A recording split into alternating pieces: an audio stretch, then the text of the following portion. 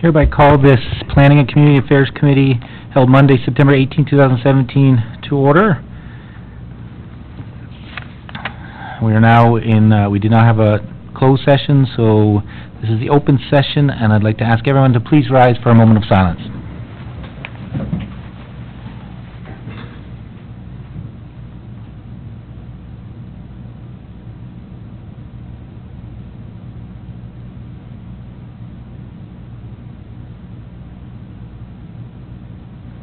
Please be seated.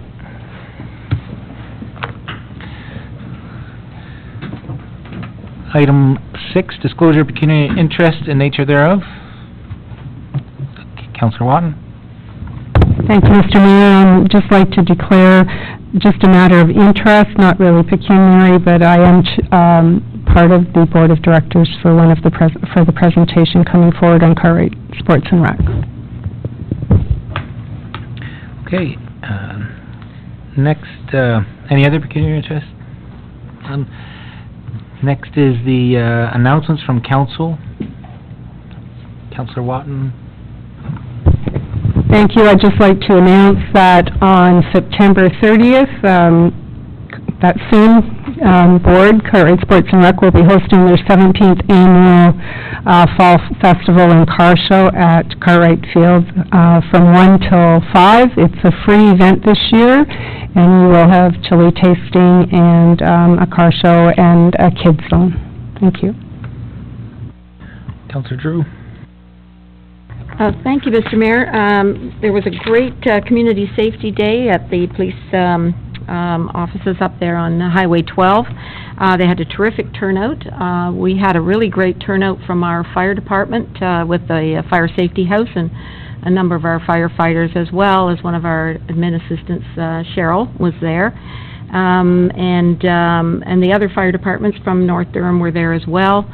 It was just a great day. A lot of kids there. The dogs were there. Everybody had a really good time, and it was wonderful to see this positive interaction with kids and the police in uniform, and that's always a good thing when they have a good feeling about the police as they grow older and get into teenagers. Thank you. Councillor Guido. Thank you, Mr. Mayor. I have a couple of announcements. First, to all of our residents in the audience, I encourage all of you to fill out our budget survey. It closes this Friday. It's a great opportunity to have your say.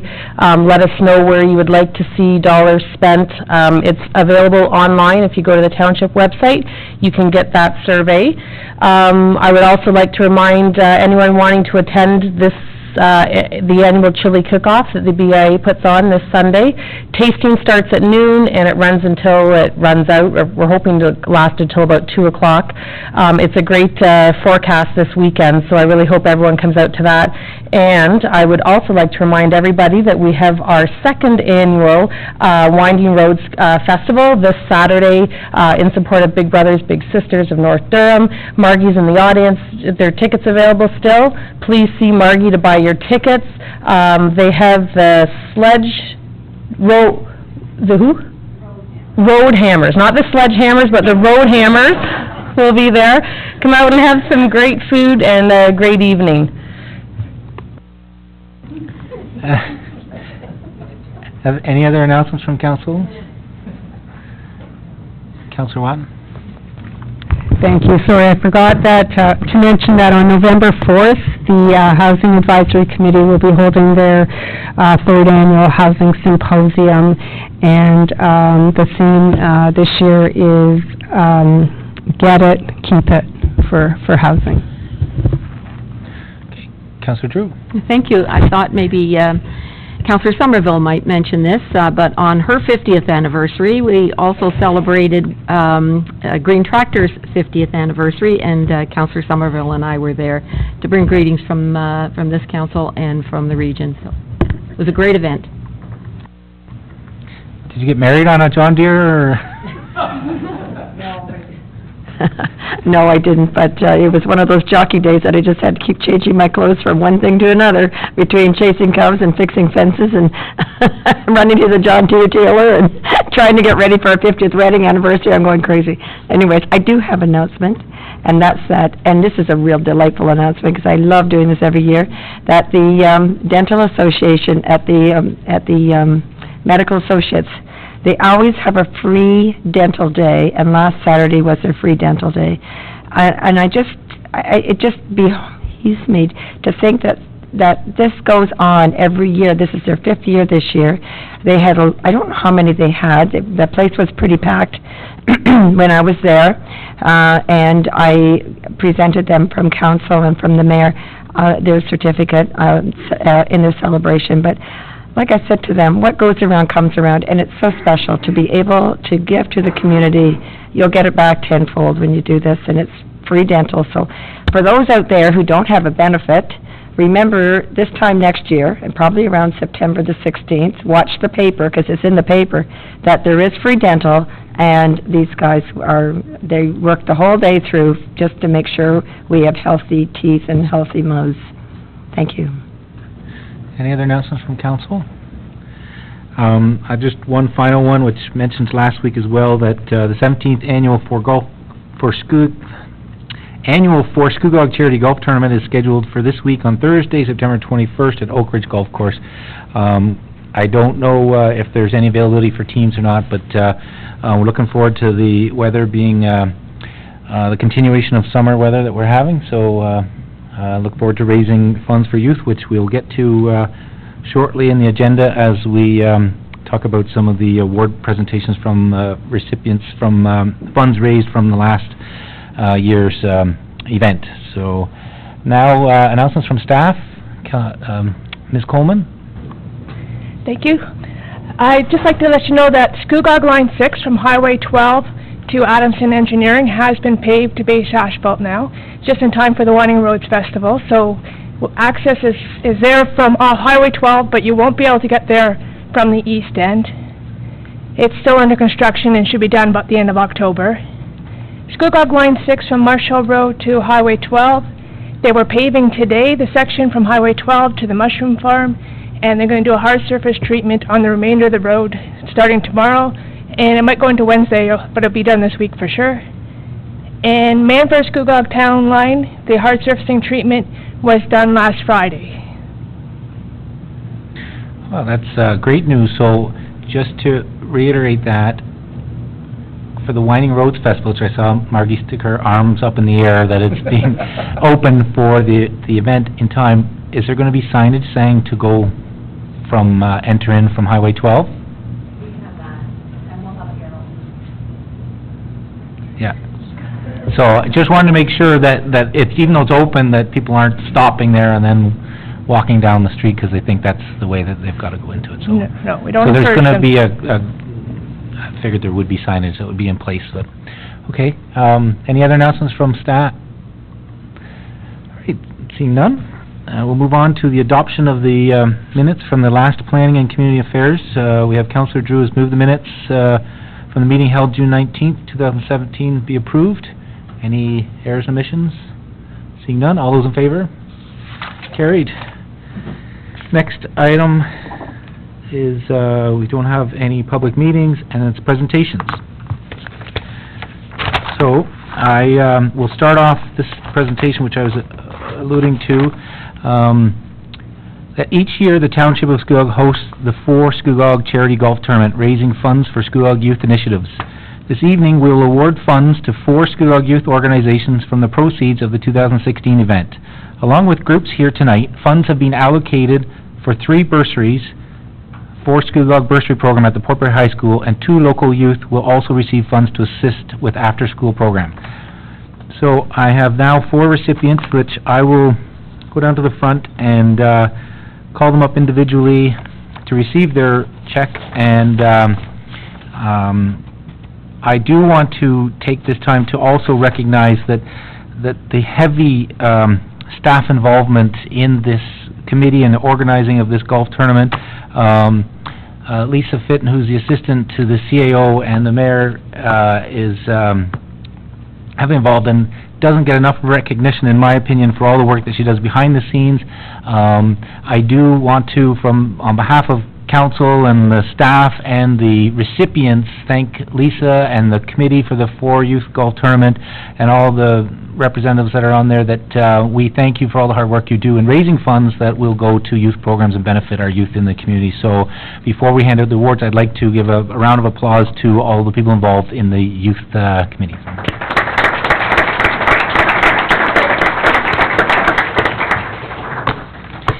So I know you're going to take photos from this event, or for these, handing out these awards, but I would also ask that the rest of the councilors join me on the level there so that we can hand it out together, and any other staff members that are part of this that would also join me, that would be great. So I'm looking at Lisa, if there, who here is staff members that are part of the committee? That Diane and Sandra. Let's make it one big happy family and we can hand it out all together. So if we can meet down there, that would be great. Thanks.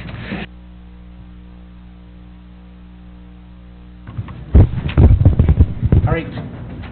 So let's all go down here together. Let's support your back. We've got your back.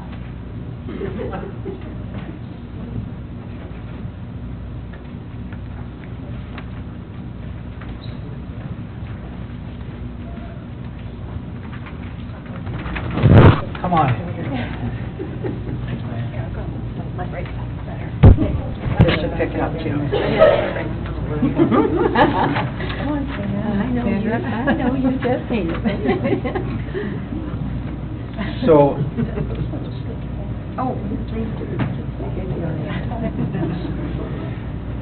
so the first recipient, and just so those people who have not been at the golf tournament, we usually do this at the golf tournament, after the tournament, before the dinner, or during the dinner, and it's much, I would say, we're more cognizant this time doing it at council, during a council meeting. So this change in format is welcome, so that we can also have recipients from all ages, because it's a age of majority affair, or over 19 at the tournament. So this is a welcome change, and I thank those who put forward the suggestion. So first up, Margaret Ayers, who's here tonight to accept the check for Big Brothers Big Sisters of North Durham, awarded funds towards the in-school mentoring program in Scugog. So come on up, Margaret.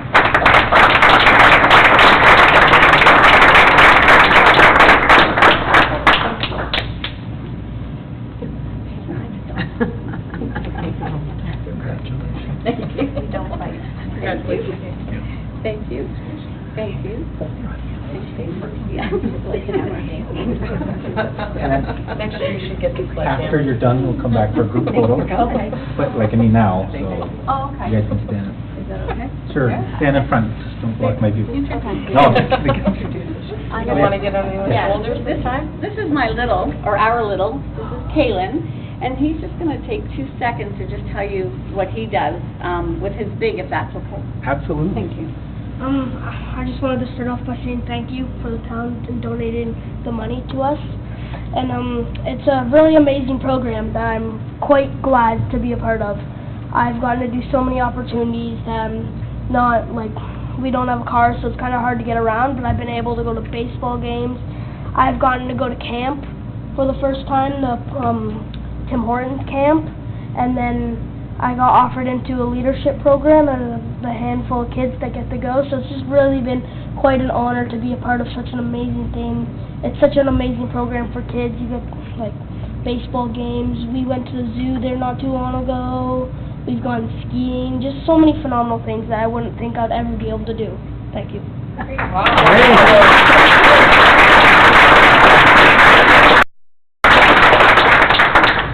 You've got a great future ahead of you if you're going to run for politics or you want to teach. Good job. So I don't know if there's a photo that was done with everybody looking. How about you, You can hold the check up. you can hold the check out there? coming in here.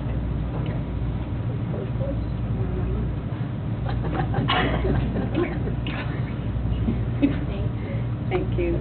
Thanks. Good job. Thank you guys. All right, thank you. Thank you. You want to hang on?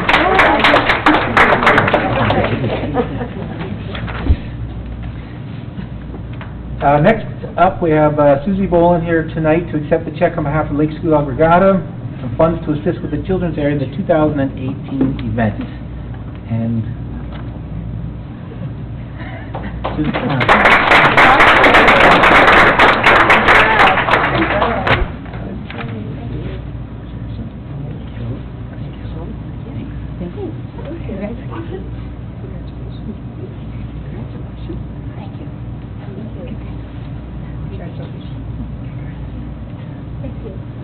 so we should pose, especially for the social media or township one, and Yeah. Yeah, don't worry, they can't get your legs in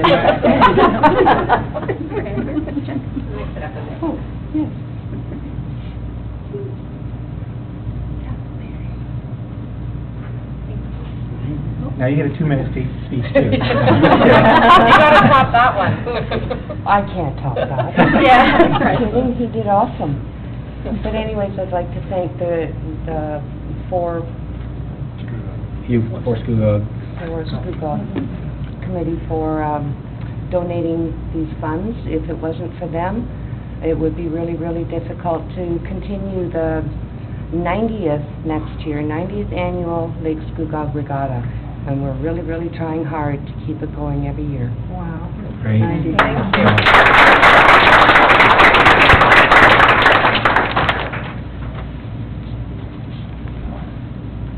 So next up, we have Jenny McCready and Nancy Green with Blackstock Skating Club here tonight to accept the check to assist towards teaching aids, year-end carnival, and central awards for the children.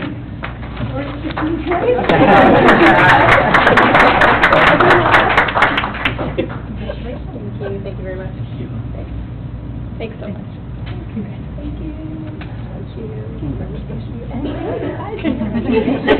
Sandy helped so much with the Blackstock Skating Club, so It's really awesome and an honor to keep having support from you because we're a really small club.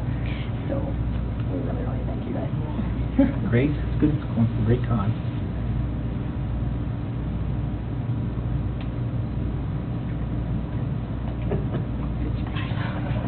And I probably didn't even look, and I'm blocking.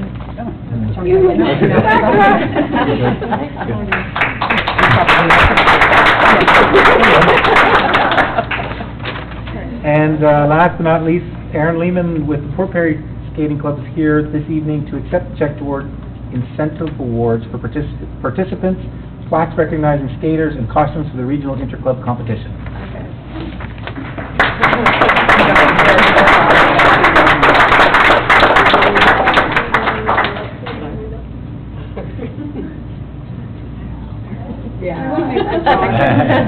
Don't be nervous.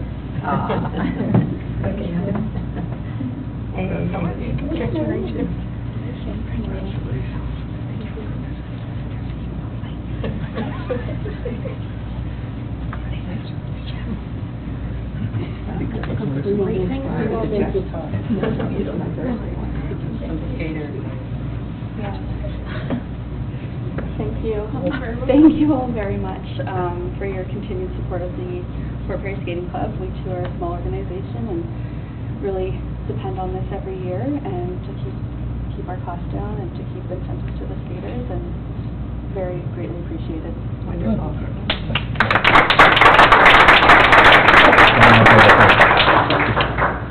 One more?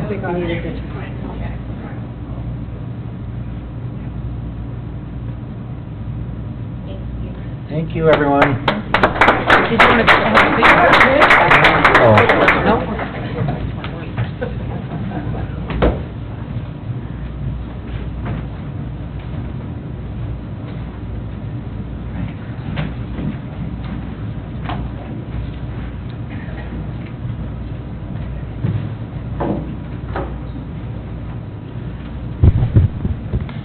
Next up, we have item 10.2. 10.2 is Carol Coleman, Director of Corporate Services, with the revised Seagrave Bridge and Bridge number 9 class environmental assessments. Oh yes, sorry, and before we start, Ms. Coleman, for any of those in the audience that may be award recipients, now is a time. If you want to exit, you're welcome to stay and, you know, not need any, I better qualify. So, run. Yeah, except for councilors and staff. Not that anything that the reports is not important, it's very important. I don't want to minimize all the work that's gone into these reports. I just wanted to give them an opportunity. So, Ms. Coleman, it's all yours. Thank you, Mr. Mayor. As you said, I'm here to talk about the Seagrave Bridge and Bridge number 9 over the Nonquan Class Environmental Assessment and present the draft project file report for endorsement by council. So my presentation will cover the problem and opportunity statement, the preliminary preferred solutions that were presented here on April 10th as a public meeting, and the feedback that we got from that public meeting, some additional studies we did, what our final preferred solutions are, and the conclusions and next steps. So the study is about two different bridges. One is bridge number 6, or the Seagrave Bridge, which is in Seagrave on River Street, and the second is bridge number 9, which is on Scugog line number 8. The problem is that the bridges do not meet code requirements. They have deteriorated to such a condition that one bridge, the bridge on line number 8, has been closed, and the other bridge is becoming a liability to the township. If no action is taken to repair or replace both bridges, they will both need to be closed in the future. So the opportunity is rehabilitation and replacement of both bridges. We could maintain the existing road network, and it also provides opportunities to improve pedestrian, cyclist, natural environment conditions, depending on which option is chosen. So when we were here in April of this year, we presented a preliminary preferred solution for the Seagrave Bridge, which was a full replacement of the bridge with a new concrete bridge that was 2 lanes wide, the sidewalk, and we would be able to eliminate the load restriction. And the estimated cost for that was about $1.8 million. For the bridge number 9, our preliminary preferred solution was removal of the bridge, construction of turnarounds on each side at an estimated cost of $185,000. At that meeting, we heard from both council and residents that attended the public meeting, and these are some of the comments that we heard regarding the Seagrave Bridge. There was a question of why we needed 2 lanes with a sidewalk. Some people wanted to keep the heritage features and the charm. There were concerns about the length of time for reconstruction of the bridge and what impact it might have to the area, especially the Seagrave store. Questions about response times for fire vehicles. Some people said they would like to see the bridge saved. A single-lane bridge slows down traffic, and they thought that was a good thing. Other comments that they would like to see the bridge refurbished. They don't see any reason for a new or wider bridge. They had concerns about speeding when the bridge was replaced, and they thought River Street was not a proper road for heavy trucks.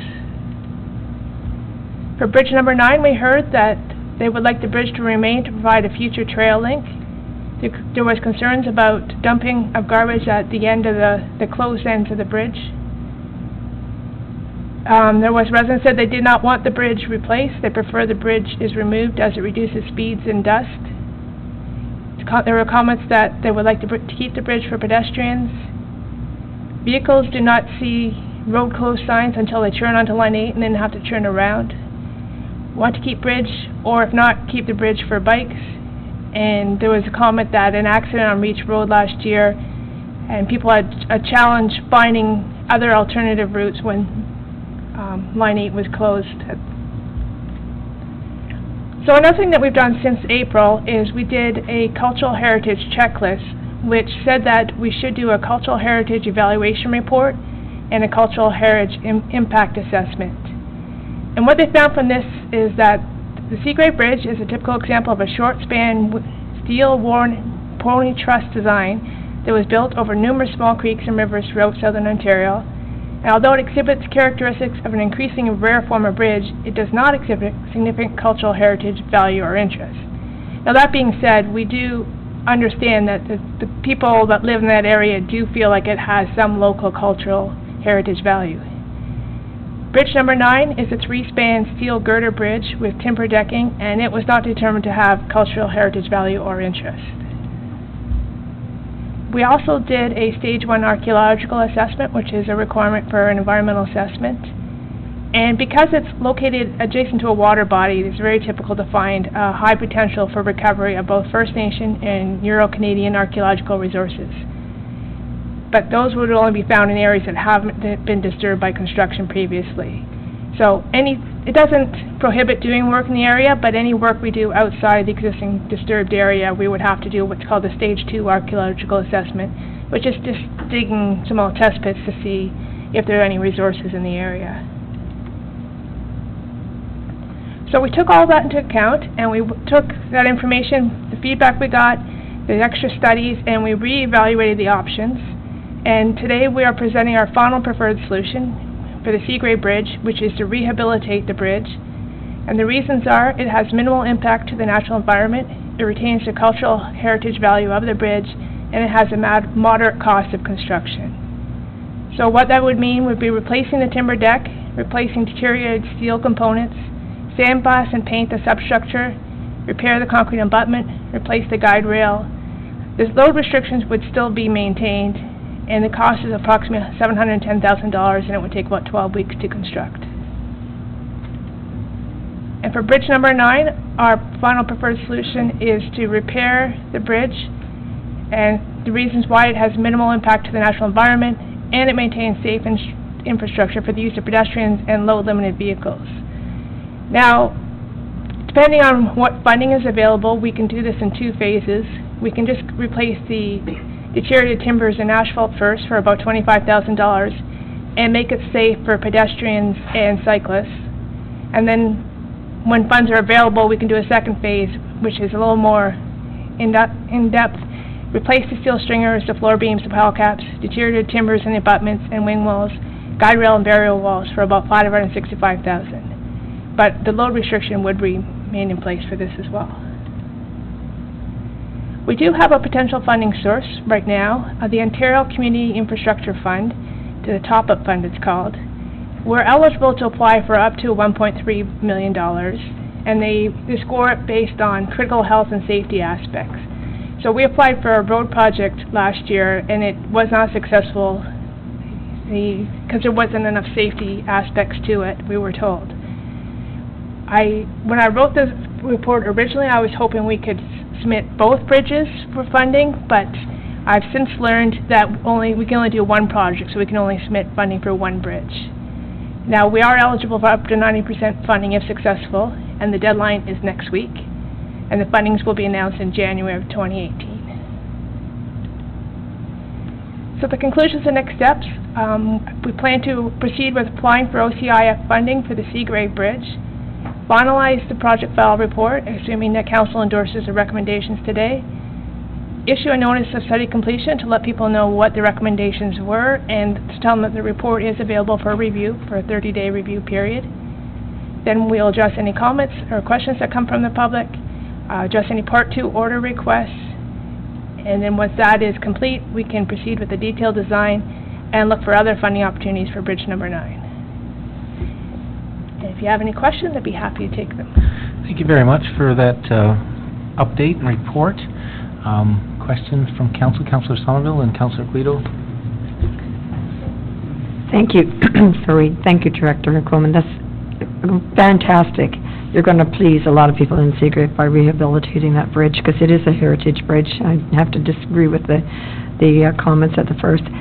It's been around for a lot of years, and I think just by maintaining it the way it is with the one lane, it's perfect, because we use that bridge all the time, and very rarely do we have to wait for another car.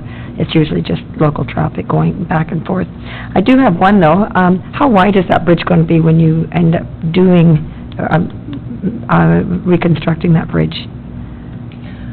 Through you, Mr. Mayor, to the Councillor, we are planning to rebuild it at the same width it is today. I can look that up, but I don't know the measurement offhand. My question, the reason why I've asked you that is, would there be a sidewalk along there? Because there is people that do fishing along, and it's really scary when they're standing back and you're going through that bridge, because it is quite narrow.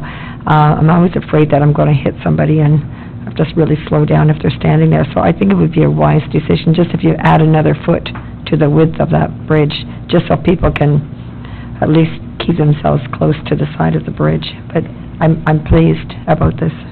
To you, Mr. and the Councilor, that we'll see if we can do that during the detailed design phase. That'll be great.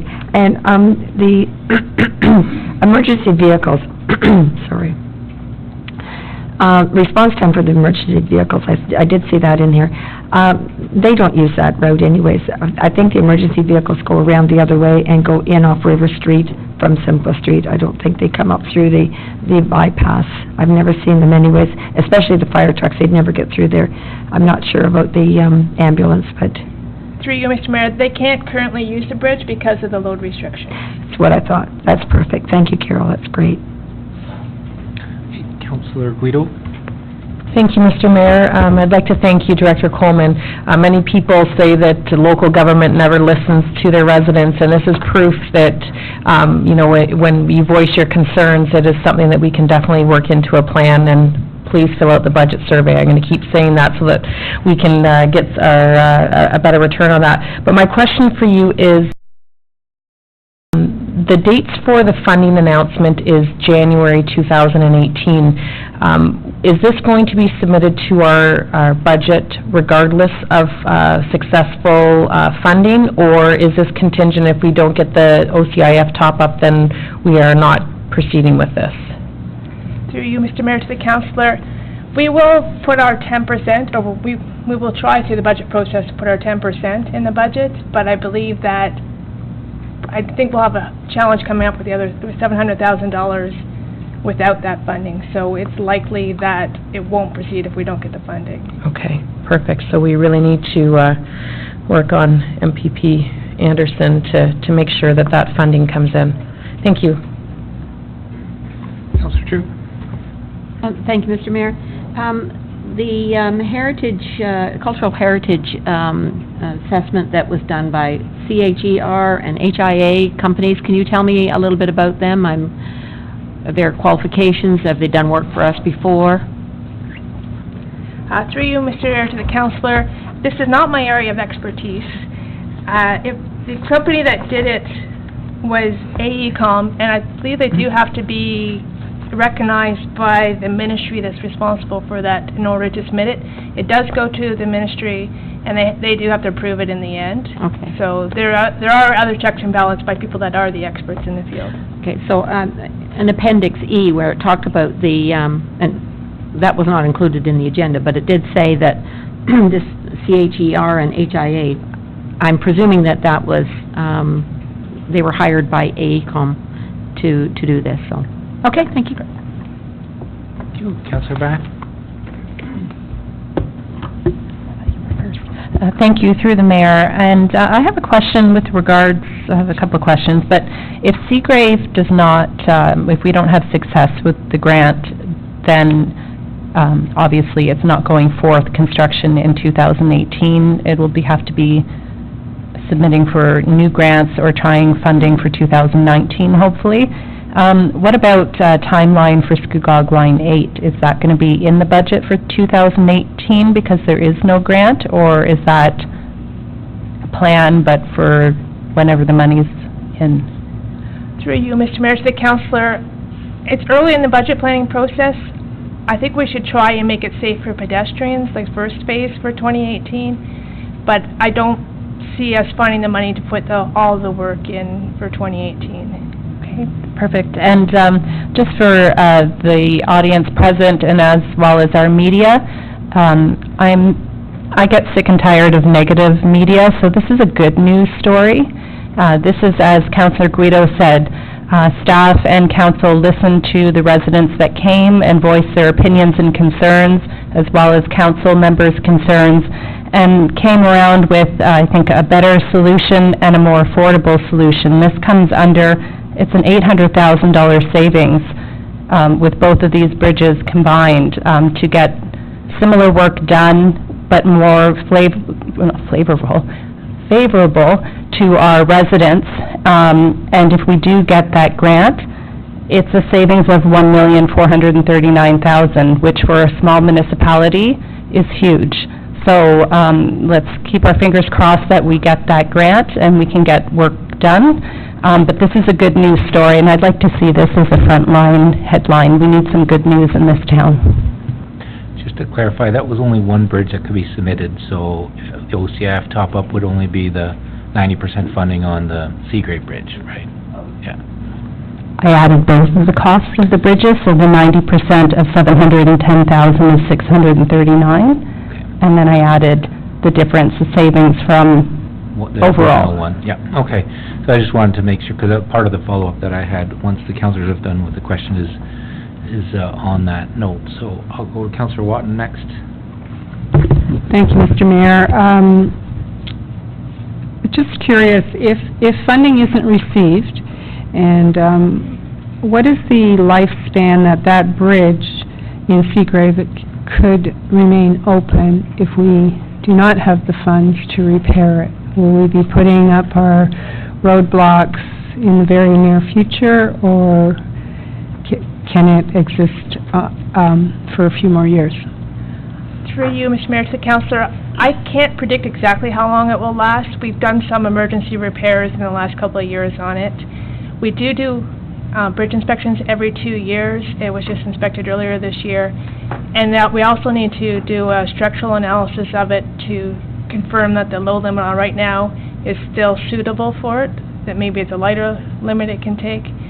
So we have annual or biannual inspections and other testing we do to make sure it's safe, but I can't predict exactly how long it will last. Thank you. I thought maybe based on the one we've just completed, it gave us an indication, but...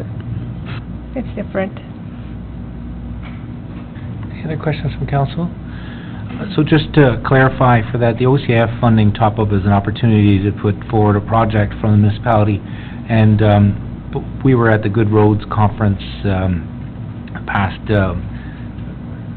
February, March, the end of February. So it was, and the recipients from that award were from municipalities that many of them had bridges in there and safety issues for bridges. And those municipalities that were successful recipients of that are not eligible to apply for it the consecutive year following, so there's less people competing for this top-up grant. So hopefully our chances are better at getting this, and you know, because of our lack of success in getting funding, and the bridge is in great need of rehabilitation for sure. So thank you very much for the report, and good luck on the submission. You will have you'll get it in time, no doubt that it's going to be front and center. So I hope that that the news is positive when we hear it. Otherwise, we'll be complaining to our provincial counterparts on why we're not successful in any of these grant applications. So thank you very much. The next, I'm sorry, we have a Councillor Somerville, Councillor Somerville has moved that the presentation by the Director of Corporate Services entitled Revised Seagrave Bridge and Bridge Number 9 Class Environmental Assessment be received. Any questions on that? Seeing none, all those in favor? Carried. Thank you very much, Ms. Corlin. Next up, we have Brian Kelly, Manager of Sustainability in the region of Durham Region Community Climate Adaptation Plan.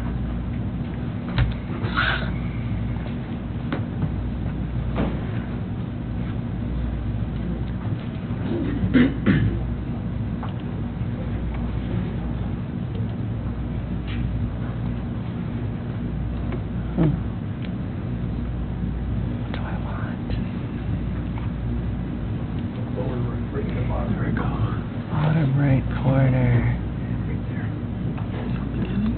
Thank you.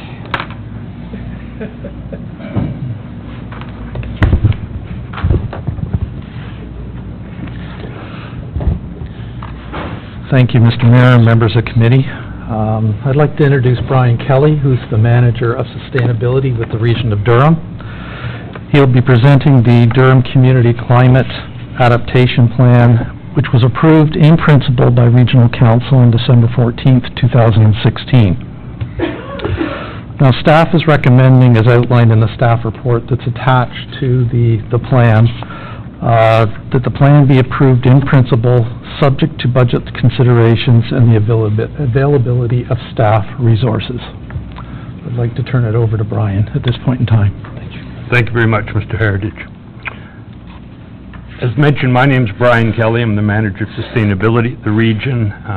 One of my files is the Climate Adaptation file. This is as opposed to our mitigation file. Mitigation is reducing our greenhouse gas emissions. This is preparing ourselves for the inevitable climate changes that we're going to experience. And I think I don't need to plead the case that the climate is changing. Hurricanes in the southern United States, wildfires in western Canada, floods in numerous places in Canada and the United States, I think amply make the case that the climate is changing and that we need to be prepared and, in fact, be adapting to these inevitable changes. I'm here to talk to you about the Towards Resilience, the Durham Community Climate Adaptation Plan. I have a number of copies here. If anyone wishes a hard copy, you can take it in all free conscience. No trees were killed in the making of this report because it's printed on 100% recycled content fiber with a number of other environmental features. My asks of you today are approval in principle of this plan, similar to the Regional Council approval that was achieved a few months ago, and approval of this plan in principle by the other local municipalities in Durham, and I'll outline that towards the end. And also delegation of SCUGOG staff, as appropriate, to working groups to further develop these plans towards working on the next steps towards the implementation, and I'll make that a little bit clearer in just a moment. This project began about 4 years ago in late 2014. Sorry, it actually began in late 2013, hence I get the 4 years, with an assessment of future climate conditions in Durham. We commissioned a report by a consultant, Sene's Science Consultants, that projected for us the climate conditions for Durham, and in fact provided data on the climate conditions for SCUGOG and in fact for this building. So there are detailed data available on what we can expect in the 2040s across Durham and here in SCUGOG in terms of future climate parameters. We call that the Wayne Gretzky study, and we call it the Wayne Gretzky study because Wayne famously said that the key to his success in hockey was that he skated to where the puck was going to be, not where it was. Well, this is where the climate is going to be in 20 or 30 years, and we need to skate our infrastructure and our society towards that future.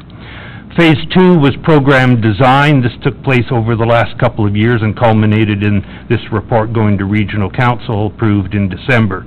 We are now in Phase 3, and I should probably adjust those numbers in brackets a little bit. I think it's becoming obvious that the further program development and approval and funding is going to take at least this year and next year, and that we would then be moving into program implementation in 2019. A little more detail on the phases. We did the climate projections. We identified the likely impacts in Durham. We undertook a risk analysis of likelihood times consequence, produced a report about 2 years ago that outlined the various risks that we faced. We then looked at the actions that could be taken to manage these risks, to reduce these risks, ideally to avoid them, but they're not always avoidable. We looked at a number of implementation tools that others are undertaking and that we could undertake, developed 18 sectoral programs and rolled those up into the plan, which we're presenting to you today. I want to recapture some of the characteristics of this process because that should give you the confidence that we have done a thorough job on producing this. We didn't pluck these ideas out of thin air. It was based on the science of the future climate here in Durham. It was a consultative process with stakeholders across Durham, including some stakeholders here from SCUGOG, not as many as we would have liked, but certainly some inclusion. It was a fairly rigorous process. We undertook a formal, what's known in the trade as risk analysis, so that we were focusing on the high-risk areas, not spending time and resources on low-risk areas.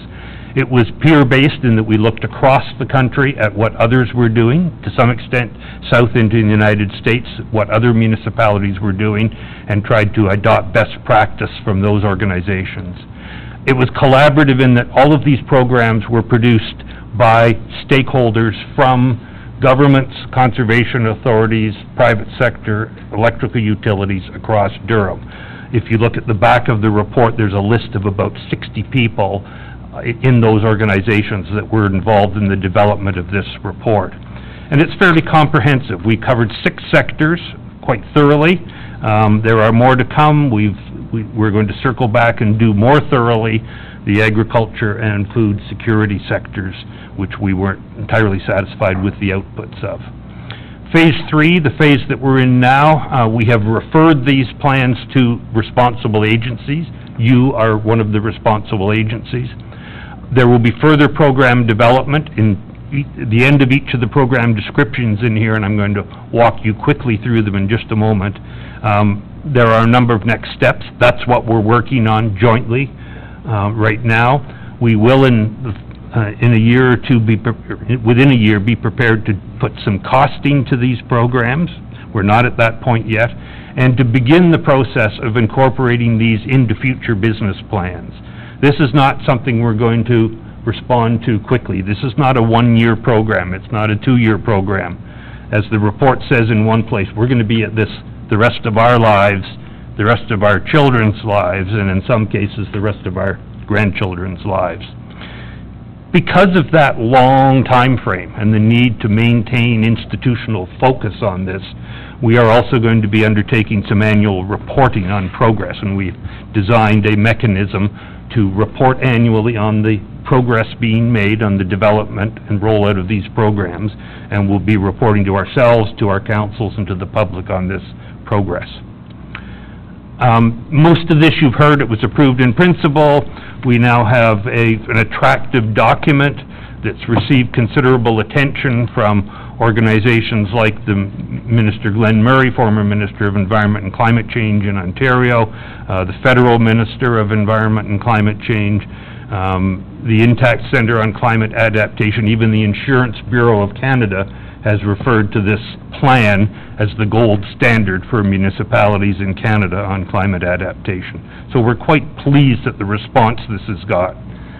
You know, who knew little old Durham might be leading in one area.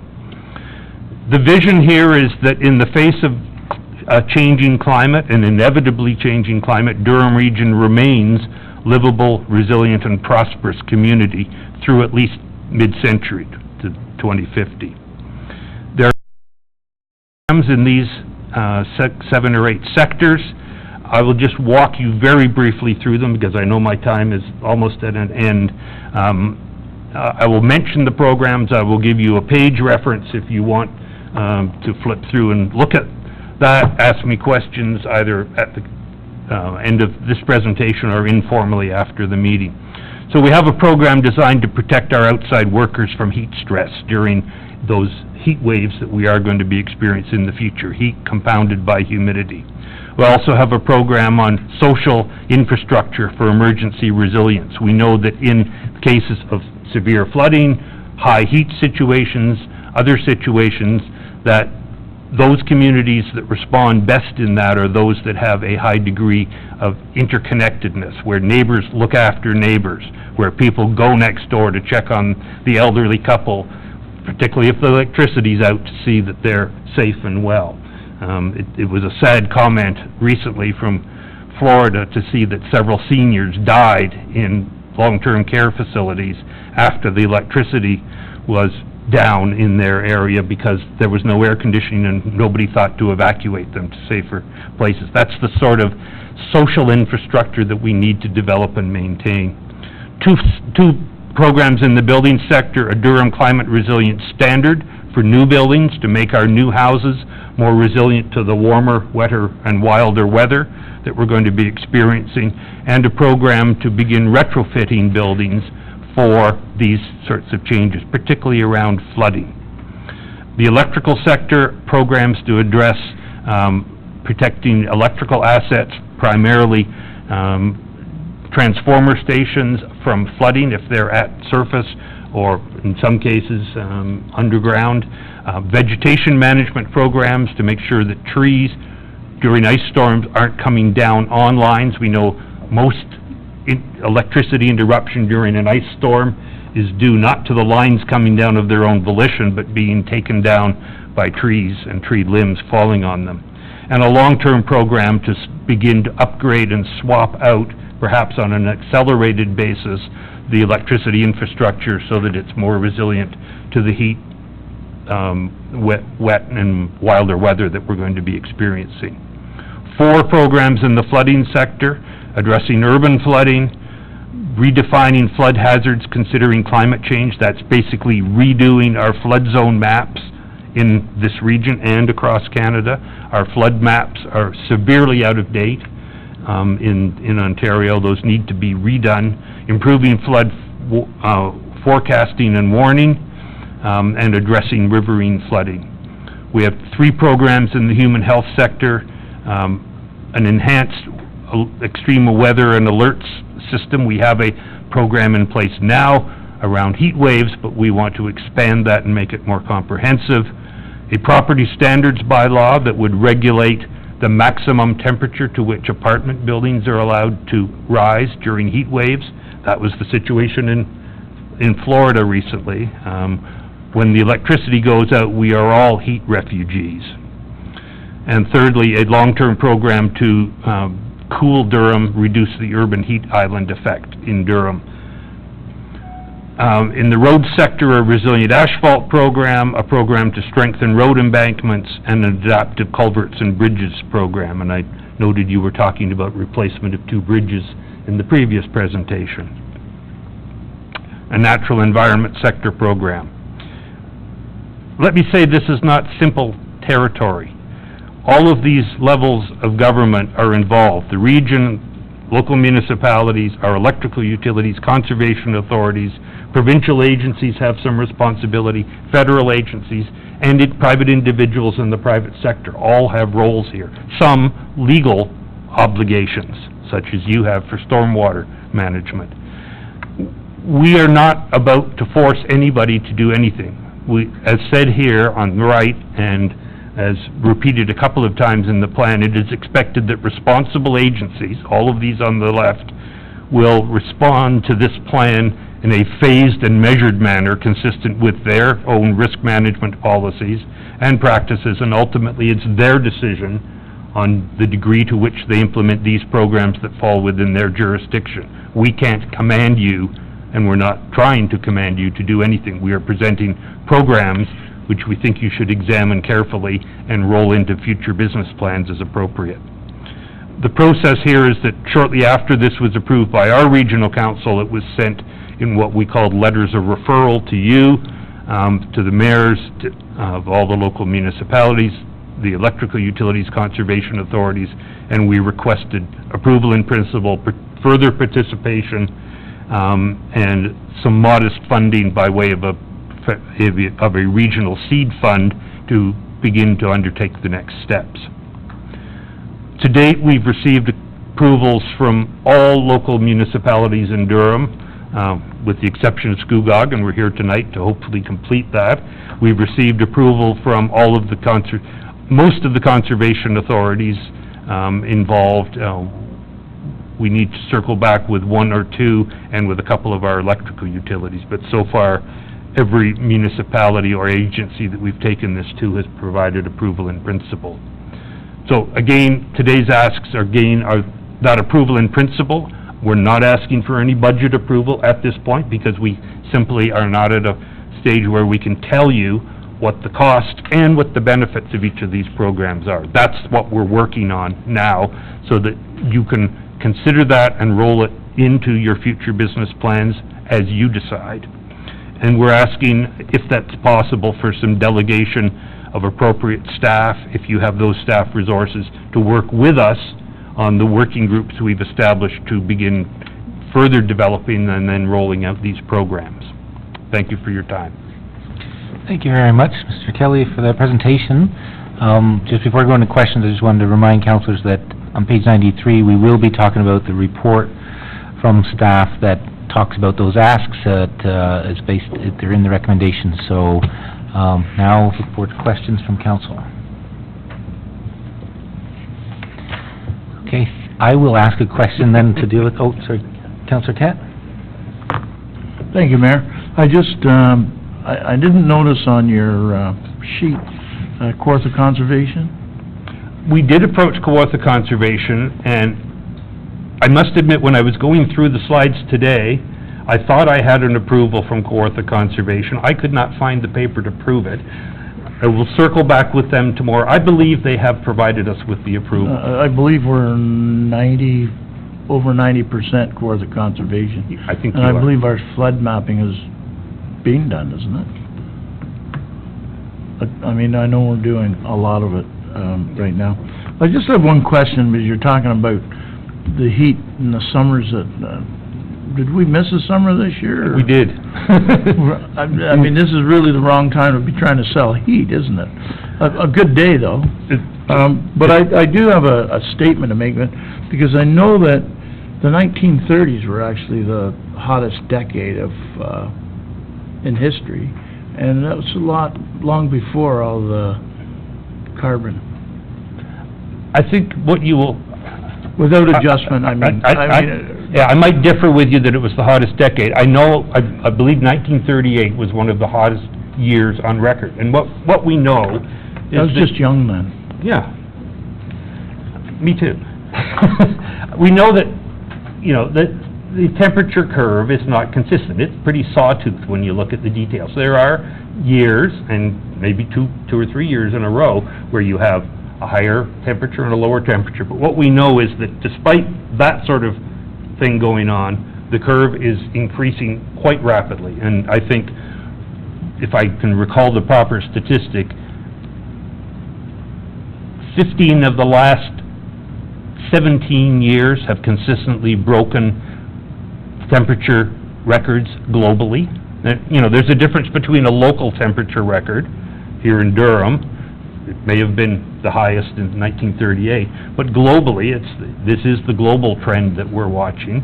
We have ups and downs within that, but globally, we've had over the last since the year 2000, I believe the statistic is that 15 of the last 17 years have been consistently higher than the year before, and this is clearly the warmest decade on record globally.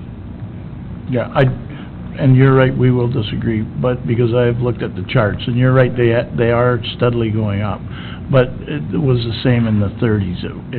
It went up and leveled off. So that's what I'm just asking.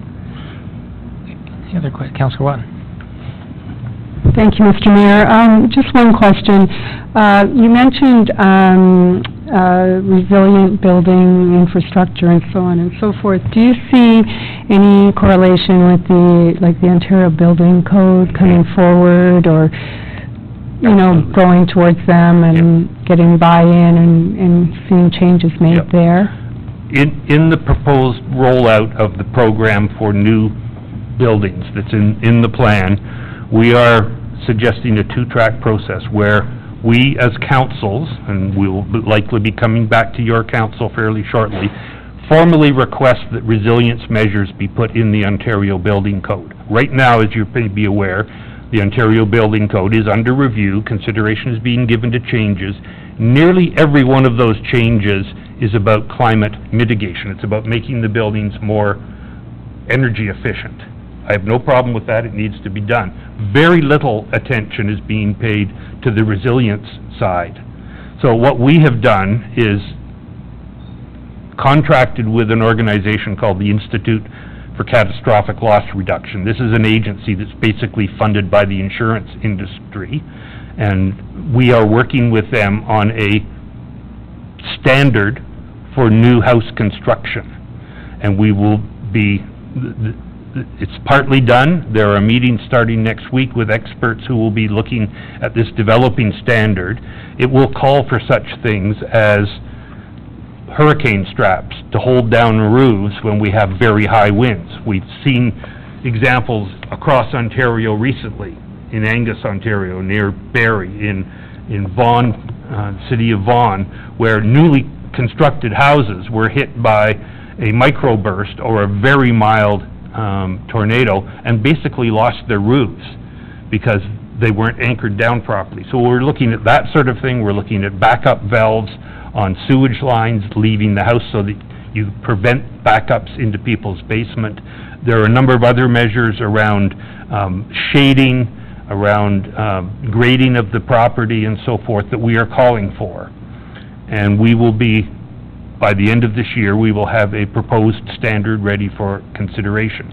And we will then be talking with building code officials, the Ontario Building Code people, and others about how we could move forward to implement that standard. Because the easiest pick of all of the things that we need to do that are covered in this plan, the lowest cost and most effective is to get our new infrastructure right. Because if you do it when you're building new, the incremental cost is extremely small. You know, the cost of putting hurricane straps to hold down a roof is probably $200 to $300 per house. That house is selling, you know, for $500,000 or more. That's a bargain, I would suggest to you. So we need to get our new infrastructure right at the same time as we're beginning to look at our existing infrastructure and prioritizing. We can't afford to bring up to scratch all of our old infrastructure. That's going to be a process of prioritization.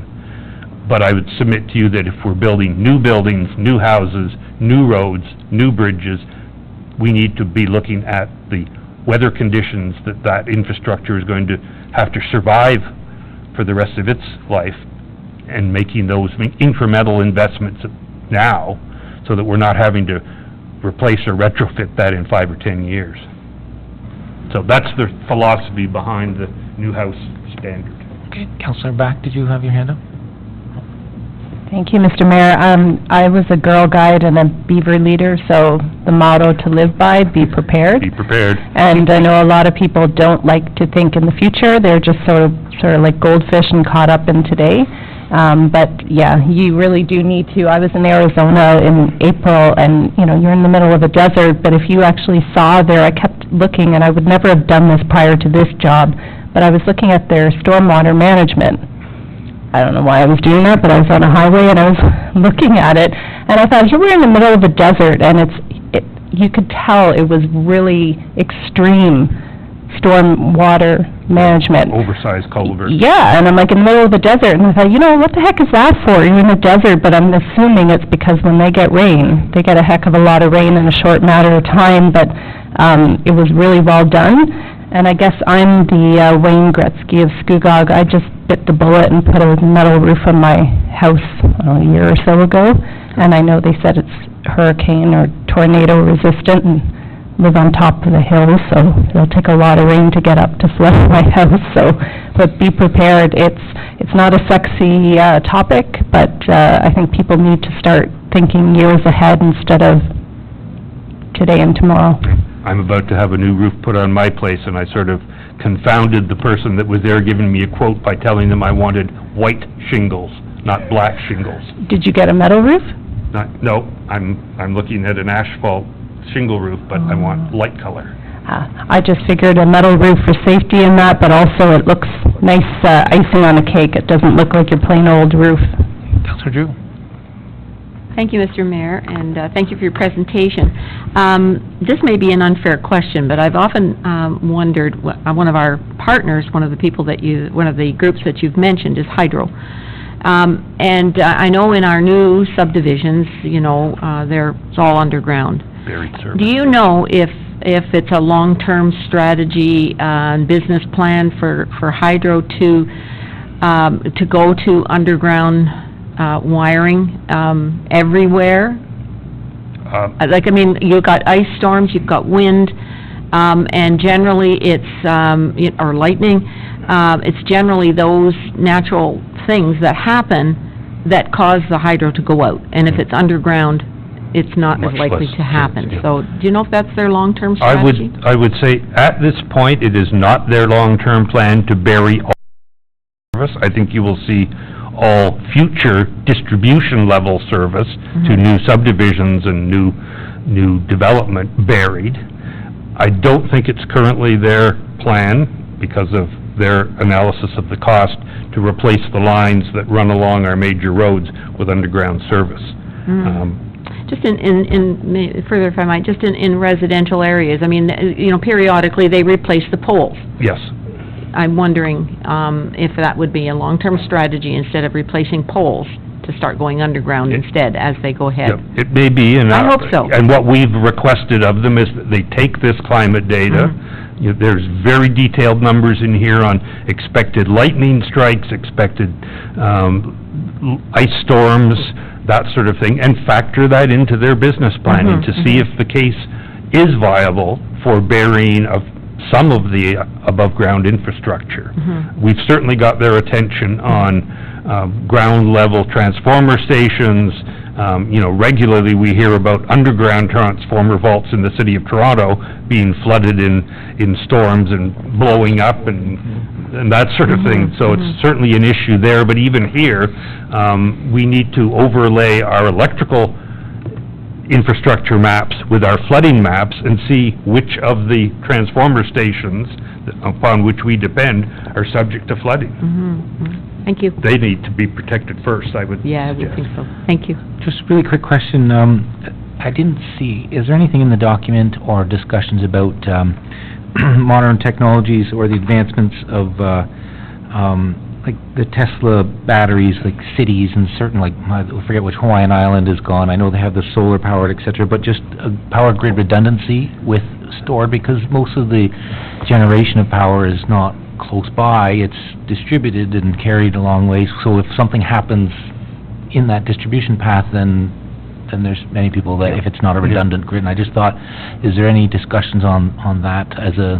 Within the work on new house construction, we will be considering self-sufficiency and storage capacity at the house level. At this point, I would say that's much more likely to be captured under the work that we're doing on the community energy plan for Durham, where we'll be looking at the whole electricity generation and distribution system and talking about battery storage in that context. You've identified an area where there probably is a little bit of a gap in our document, because it did not specifically look at electricity storage. We have looked at the need for backup generation, particularly where we have emergency evacuation facilities. During a heat event or a flood, we will very likely be taking people to arenas, libraries, and other places. It's not much use taking them there if the electricity's out and there's no on-site generation to house them, to keep them cool or keep them fed or safe. So one of the little programs we need to do is at least survey which emergency evacuation sites across Durham have that electrical backup. It could be battery, it could be on-site generation, so that they can continue to provide that service. Okay. Any final questions? Thanks very much for the presentation. Councillor Drew moved that the presentation be received, and we'll deal with it with a report. Any questions on that? All those in favor? Carried. Thank you very much. Thank you for your time. Next up, Mr. Diamond, two reports, or two presentations.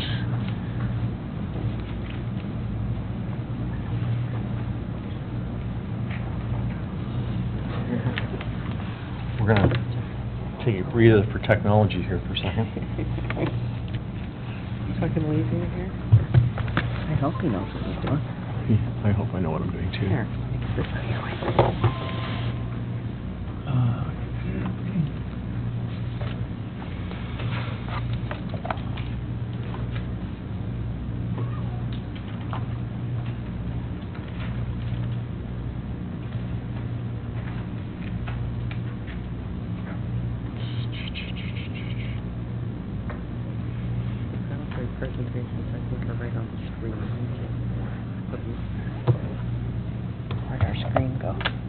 It'll come back. Okay. It's got a lot of thinking to do on this.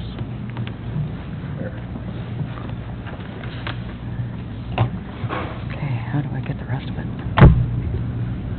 It's not very hard.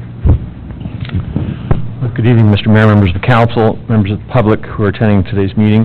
Our first report is a report requesting that council authorize the mayor and clerk to enter into a model home agreement with David Brand and its numbered company. This is for the Cockers Creek subdivision. In our report, we've outlined that the plan has been draft approved since 2015. It's entering its very near stages of starting to work. And Mr. Brand has requested permission to build model homes within the plan of subdivision. The first graphic shown on the screen are the locations of where the model homes would be located, 2 of them at the end of Sherrington and the other 5 on Dr. Archer.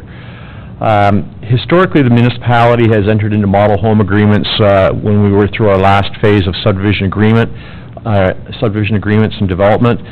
Historically, we've permitted up to 5 model homes in a plan of subdivision, although the provisions in the standard agreement say up to 10% of the number of lots that are being developed. In this case, Mr. Brand has asked that we consider 7 units because 2 of them are semi-detached units that'll be linked, so it's 5 lots but 7 units until the lots are divided. The agreement itself says that they're model homes. They're built to full residential standards, but they can't be occupied as residences until the subdivision agreement is complete and actually the lots are created. Until that time, they can only be occupied by as a sales office.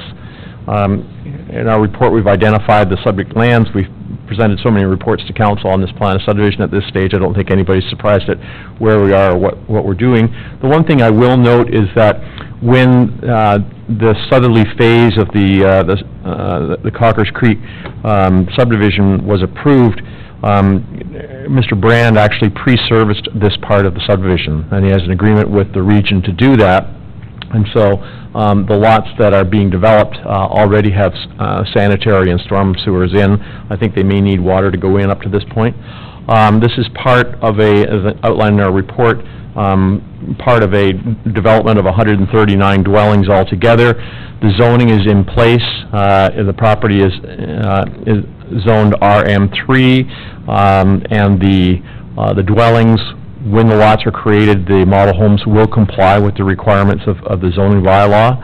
And as I mentioned before, it's already pre-serviced, and it's anticipated that with the region already that servicing would be provided for this. Normally in our staff reports, we get into a fairly long policy analysis. By the time we have a subdivision that's been draft plan approved, it has been deemed to comply with every provincial, regional, and local policy. I have noted in the report a couple of things from the zoning bylaw. So the zoning bylaw anticipates that model homes will occur within draft plan of subdivisions. We have a provision in the bylaw in section 4.6 that says that they're permitted, model homes are permitted where there's a model home agreement completed with the township. And similarly, section 4.14 of the bylaw says that model homes are permitted provided there's a completed agreement between the owner and the township relating to the number and use of model homes on the said lands. So if we enter into the agreement with Mr. Brand's firm, it will then comply completely with the bylaw. We've circulated the proposal internally with the municipality, and only significant comments. There's no objections from anybody. Community Services Development Engineering has said that at the time that the model home agreement is completed, all associated fees, guarantees, cash in lieu, development charges, all those things have to be paid, because they have to be paid before the municipality is going to issue a building permit. And so up front, there's a requirement for doing that. In our report, we've talked a little about architectural control. The proposed model homes will have to be vetted through the control architect. I know I have a report coming on after this to talk a little bit more about that, but I think, Di, if you can flip through this. Initially, we start off with conceptual designs of what the models look like. and you can just keep flipping through, and we've been provided with those. These are sample renderings of what the proposed model homes would look like. Again, they haven't been vetted through the township's control architect, but that will happen before the building permits are issued. And so there's a series of, I think, quite attractive homes that will result in that. I know it never tells you when you're getting to the end, so my apologies. So with that, one of the issues that we need to do in the agreement itself is make sure that the stormwater management facility can accommodate the runoff. I know that it can, but we need to deal with the stormwater issues. So staff will look at the model home plans and the grading plans and everything the same way that we look at all of the homes in a regular plan of subdivision. This essentially just fast tracks the approval of these lots with the same rigor of review, but enables the developer to put the models up and show people what models are going to be built and some of the finishes that one conclude with that. In our report, we said it provides an opportunity to model the development in advance of full approval. I will say that we will probably be at a stage of almost completing the subdivision agreement within a month or six weeks, but it's important for the developers to be able to get the foundations in the ground in order to build as soon as possible, and that's why we've taken this approach. The agreement itself requires security of $2,000 per lot for sodding and grading the sites, and an additional $7,500 a lot to make sure that they actually get completed and the plan of subdivision gets completed. So the municipality, upon signing this agreement, will be holding, I guess, about $66,000 in security. Should anything happen, that should be lots to make sure that the development is completed. And so our recommendation is that council authorize the mayor and clerk to sign the agreement. We'll complete it with Cockers Creek Corporation and Mr. Brand, and he can start building. Thank you very much for that presentation. Questions from council? Councilor Back. Thank you. Through the mayor, where's my questions? So, to my knowledge, we haven't allotted any sewage allocation yet to this development, have we? Through you, Mr. Mayor, we've been reserving the sewage capacity for this development. There was an agreement signed between Cockers Creek and the municipality back the last time we had sewage capacity, so we actually have an agreement to Okay, so is this a different approach versus any of the other proposed developments that are in the chute, so to speak? Will we be seeing permission from council for model homes to be constructed in sales offices prior to sewer allocation? I would think we need to do sewer allocation formally before you can have a builder starting to build and sell. Through you, Mr. Mayor, with this subdivision and also with Ribcor on the south end, the municipality has an agreement to allocate capacity when it becomes available. For any other development, we would require that allocation to occur before the building permits were issued. Okay, so those two situations are unique? Yeah. Okay. Thank you. Any other questions? Councilor Somerville? Thank you, Mr. Mayor. Just go back to your slide of the location of where the model homes are going to be, and I think I think I have this right. Just keep going back. Keep going. Nope, go back. There, right there. The red, and then up near Simcoe Street, and then the blue. Can you just explain what those mean? The reds are, I think they're 12.5 meter single lots. So they're those single detached 40-foot frontage lots, and the lower reds where up the top. So the larger lots are large lot singles. The four below are the semi-detached links. Okay, and the ones down at the bottom, are they Are they large lots too? Yeah, down at the bottom are the two large lot singles as well. Okay. I have a question about that. You're putting those model homes in on Dr. Archer Street, or the next, well, I guess Dr. Archer Street. Where's the parking going to be for those homes, for people to take a look at the model homes? Are they going to park along Simcoe Street? We'll require a parking plan of where people are going to park cars. Yeah, that's pretty tight in there, because I would wonder, they'll have to get all that infrastructure done before they can even start building, can they not? Well, the infrastructure's actually in the ground. No, I'm talking about in terms streets. of parking lot, they'll have to build temporary parking, yeah. But they'll have to put the streets in first before so these model homes are not going in for quite some time. Am I right? Now, I'm not the one that can tell you what level the street has to be constructed at in order to issue the building permits for model homes. But that's certainly something we will ensure is done correctly. Oh, yeah. Okay, because I know the equipment's in there, I saw that, but the streets certainly aren't in there, and so I just was wondering about the parking and the streets. Thank you. Councillor Kett?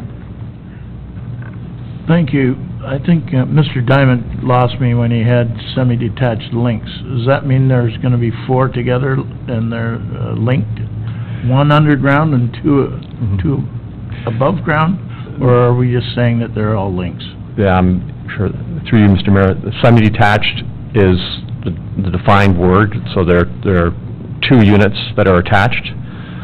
They're linked underground, so they actually have space in between the outer walls, in between the buildings. Okay, so it's a link? So it's a link home, yeah. Okay, thank you.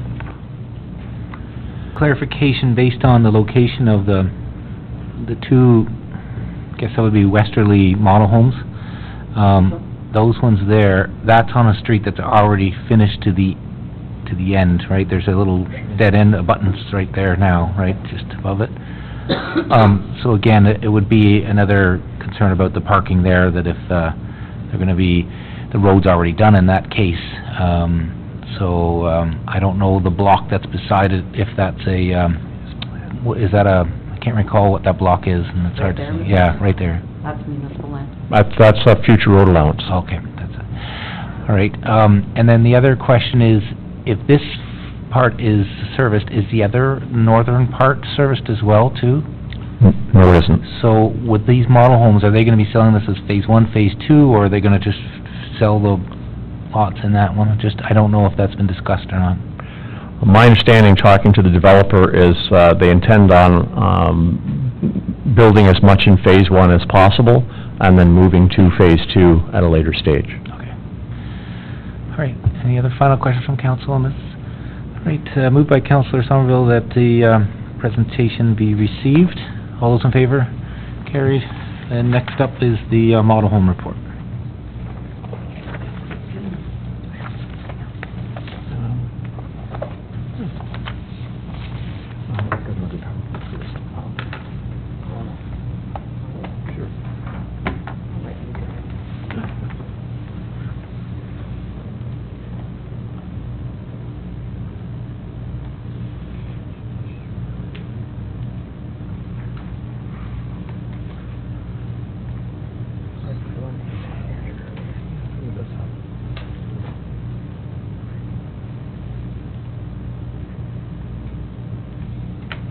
For a guy who's been driving a Macintosh for 25 years, I think that's not too bad. Mr. Mayor, members of council, we prepared a report for you on the whole subdivision, model home, and architectural control process in advance of dealing with a number of subdivision agreements, model home agreements, and architectural control through the municipality over the next year. And our recommendation is that the mayor and clerk be delegated the authority to execute subdivision agreements and model home agreements, so that the report that I just presented to you would not happen. It would be a matter of delegating the authority to the mayor and clerk. The intention of doing that is to provide a more streamlined approach to how these agreements are completed and in a timely manner. I can advise you that I was talking to Mr. Heritage about David Brand's subdivision agreement, and I had said to him, we're now up to 70 pages. When I prepare a report for council, are we going to attach the whole 70-page subdivision agreement to our report for council? And I think he and the CAO and I had a chat about that and thought, not so sure why we'd do that. A subdivision agreement is developed after we've taken a report to council on the plan of subdivision in the first place and have recommended conditions of draft plan approval. Council has then adopted the recommended conditions of draft plan approval and sent those conditions to the region.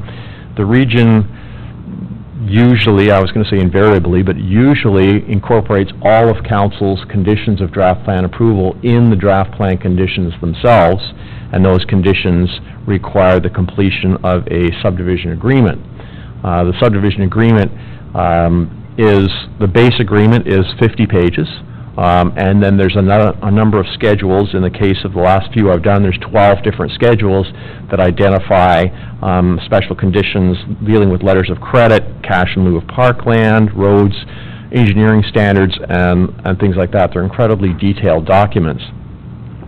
In 2016, with new plans of subdivision coming online with the servicing capacity that's now available, myself and your municipal lawyers at Loopster Nixon took a look at our old subdivision agreement, because we hadn't done an urban subdivision agreement since, I don't know, 2008? 2005, and said we need to dust this off and clean it up. And we spent quite a bit of time developing a new base subdivision agreement that hopefully that base agreement won't change, but it's current, it reflects your current provisions. I know Lori Fox has had a lot to do with the subdivision agreement dealing with importation and exporting of fill, and so a lot of your policies dealing with that are now in the standard subdivision agreement. So our recommendation has been that the level of detail in the subdivision agreement and model home agreements are matters that could be delegated to for the approval of the mayor and clerk, but council needs to delegate that authority in a bylaw, and that's what we've suggested. With respect to urban design guidelines, when we did OPA number 5, the Port Perry secondary plan, we included pretty significant policies on sustainable development and attractive urban design, and developed a process for dealing with architectural control. We worked closely with David Stewart of Williams & Stewart. David actually prepared this presentation largely for me, just to talk about their experience and where they've been doing it. So they work the number of municipalities that they provide architectural review services for. It's listed on the slide there, and so they're quite familiar with municipalities. They did the original Cockers Creek architectural control guidelines in 2004, and have been then responsible for reviewing the actual building plans themselves and providing recommendations before the final designs are approved. They updated the Cockers Creek design guidelines in 2016. We also asked Williams & Stewart to look at the Oxnard townhouses in relation to what the architectural control guidelines for the surrounding Cockers Creek were, and they provided recommendations on Oxnard as well. I will also say that we've had Williams & Stewart looking at the Stockworth development plan and dealing with that, and they're also working on architectural design guidelines for Ribcore picture homes. So they're very, very familiar with Port Perry, and I think have done a great job. The process that is set out in OPA 5 is identified here, except for one caveat. So the process is that the architectural control guidelines are prepared and submitted to the municipality. In our staff report, we've suggested that an early step in that process would be to meet with the ward councillor to say, here's the type of buildings that they're proposing, what do you think? It's going to be your constituents that are going to be asking you about this, and doing that. And then review the design guidelines with the developer or builder, and do any revisions or tweaking that we think is necessary, we being ourselves and the ward councillor, of course, and then look at the preliminary design, exterior color packages, and then finally do the final review before the building permit, so that the actual building designs have to be approved by the control architect before the building permit is issued. The control architect then visits the property as the houses are being developed to make sure that the guidelines are being met by the builders themselves. So that's basically the process that is followed. The benefit, of course, to the municipality is that we create a cohesive urban design for Port Perry that reflects different neighborhoods, but still creates a very attractive built form and streetscape. There's a degree of consistency in terms of what the housing looks like, but provision for providing differences. And it's administered by someone other than municipal staff, and the developer has to pay for it.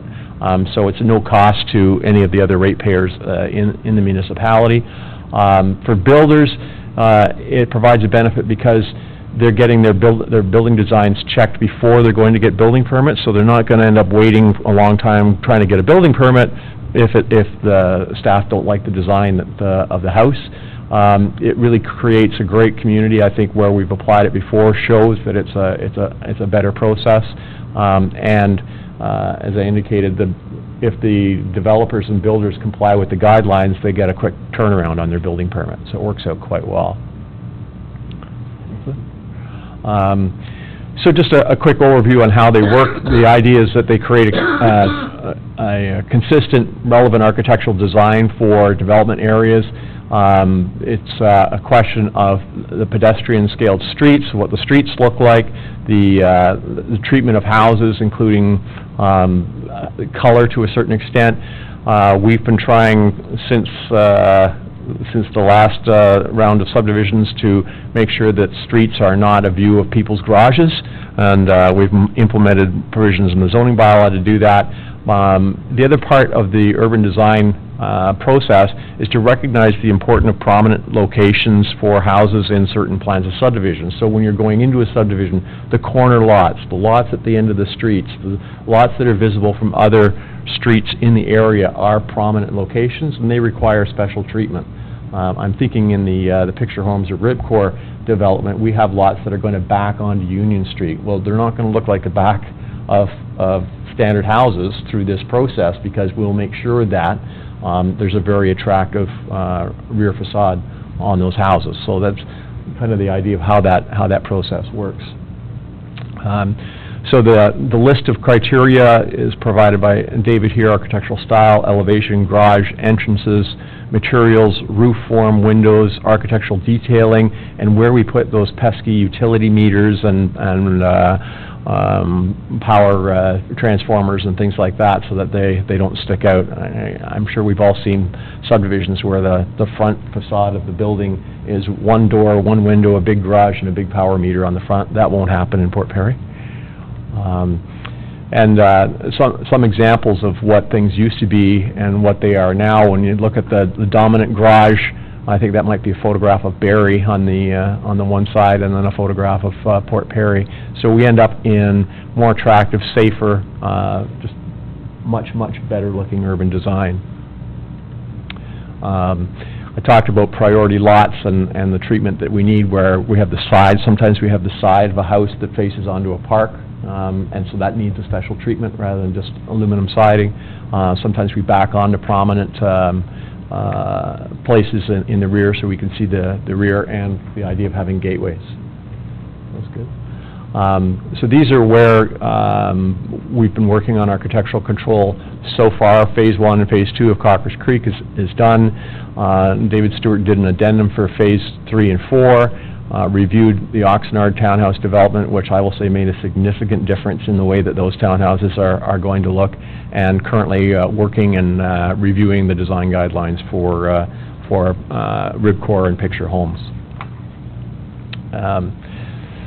So those developments, if you just click forward, you'll see where they are. That's Cockers Creek Phase 1 and 2. Phase 3 and 4, Oxnard Townhomes, that's Antflick, which we will deal with architectural guidelines at some stage. Picture Homes or Ribcor in the blue. Where did that one go? Homeland subdivision is down at the very bottom with that as well. It should actually be on the south side of King, but it's Should close. be, that's close, I missed. As development will occur, 2018 is going to be a fairly big year for this type of development. We wanted to go through that process with you and say that that's the process we'd like to follow and just deal with it from there. In terms of the reason for delegating to the mayor and clerk in consultation with the ward councillor is to expedite the process.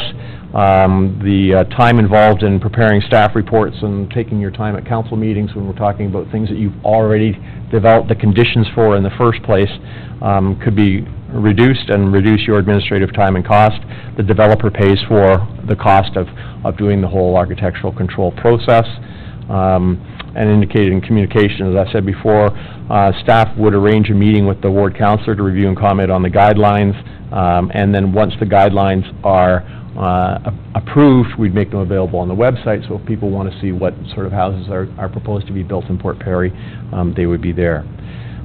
So as I indicated at the beginning of the report, the purpose is to try to streamline the process as much as possible, ensure that there's a consistent approach and design through the municipality, and expedite the final approval for residential subdivisions. Great, thank you very much for that report. Councillor Guido and Councillor Mack. Thank you, Mr. Mayor. Diane or Jim, can I just ask, the two blue subdivisions, I'm aware one is Antaflick, but what is the other one? It looks like it's right on the corner of Old Simcoe and Queen Street. That one there? Yes. I can't see it. I'm not sure that should be there. I don't think it should be there either. That's Mrs. Vine's house right there, and while it's for sale, I don't think a subdivision's going in there. Okay, thank you. And just one other question, Jim, in other municipalities that you deal with, is the proposed model consistent with other municipalities, or is our traditional model something that you see with other municipalities?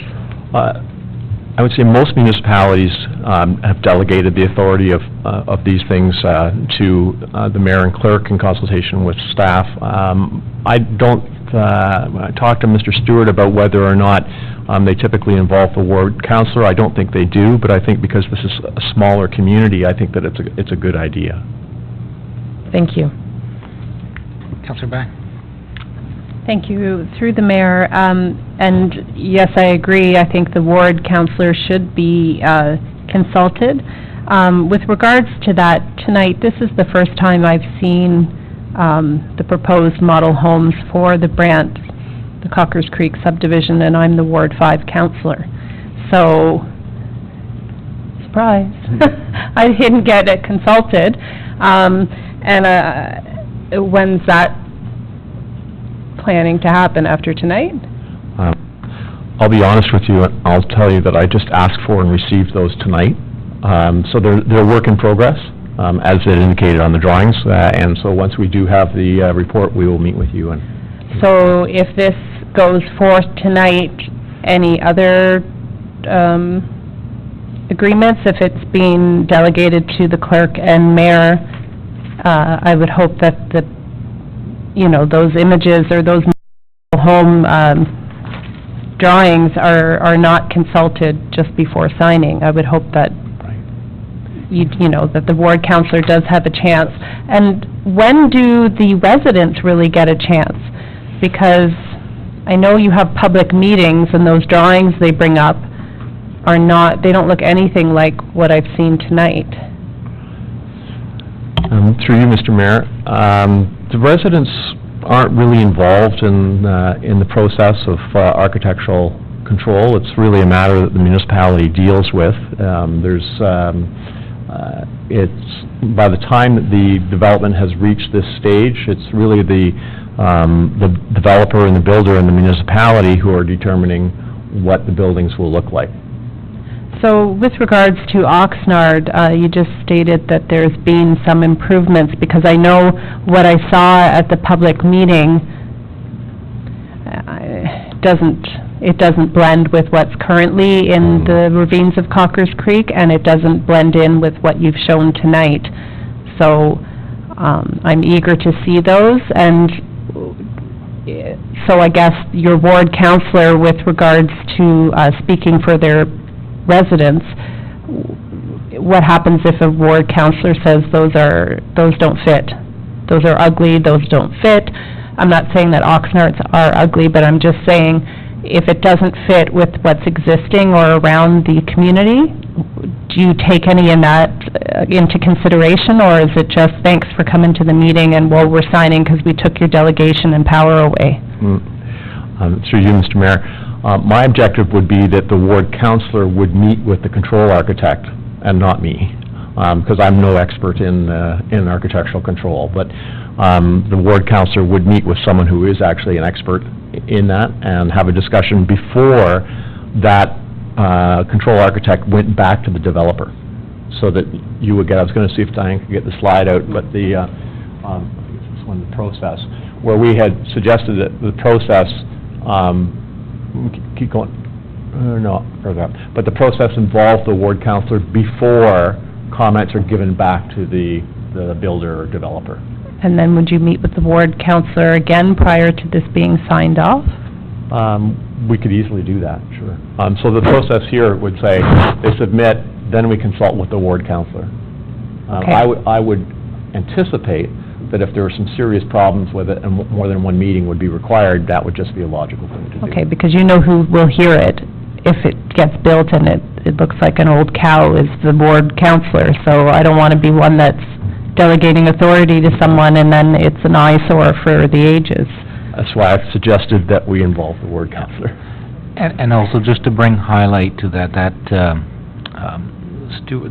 architectural consulting firm has been used in the past and will be the guiding consultant for us going forward, so we expect that, as has already happened, that it's going to come as a fairly polished report or guideline, right, before it comes with the meeting, because that submission, preparation of the architectural control guidelines we see, but my understanding is this process is going to come for we're not expecting to overhaul that with staff and the counselors, just to make sure there's no major deficiencies in there or something that's been missed because of an obvious oversight, but we're not expecting that this is going to be a common thing.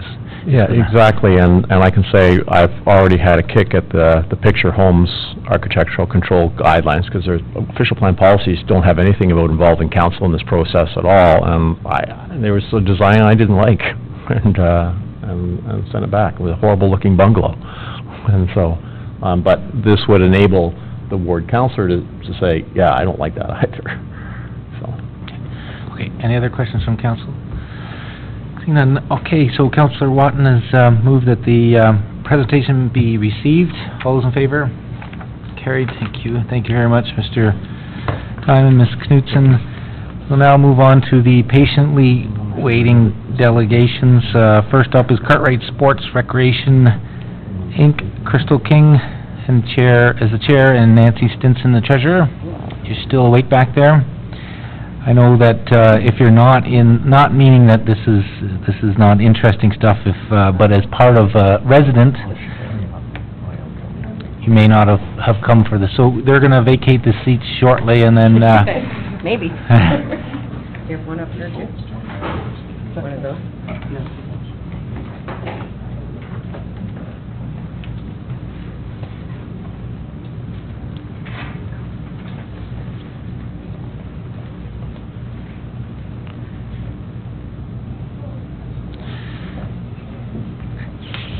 So the only thing I just wanted to bring up, if you guys have not done this for a while or before, is the buttons on the base of the pad should be flush, pushed down, and then the mics do move, but not too close to it, but close enough that we can hear you. So, okay. They should ideally light up. Mine doesn't light up when it's pushed down. I have red. Are you red? Mayor, councilors, can you hear me? Nancy Stinson, the treasurer from Cartwright Sports and Recreation, and Crystal King is our new chair. The Councillor Watton had asked us to come forward and present what we have done and what we are doing, because there are many new councillors that might not know what happens over in Nettleton. So basically, we've just prepared a presentation that will give you an overview of what our accomplishments to date have been and what we're hoping to accomplish in the near future.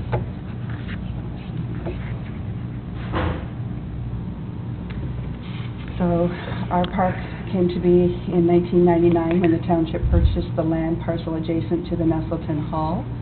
And it was a dream basically to find a multi-purpose sports facility for the community. In '99 we incorporated and became a charitable organization and began fundraising vigorously in order to bring about the plans that we had for the community.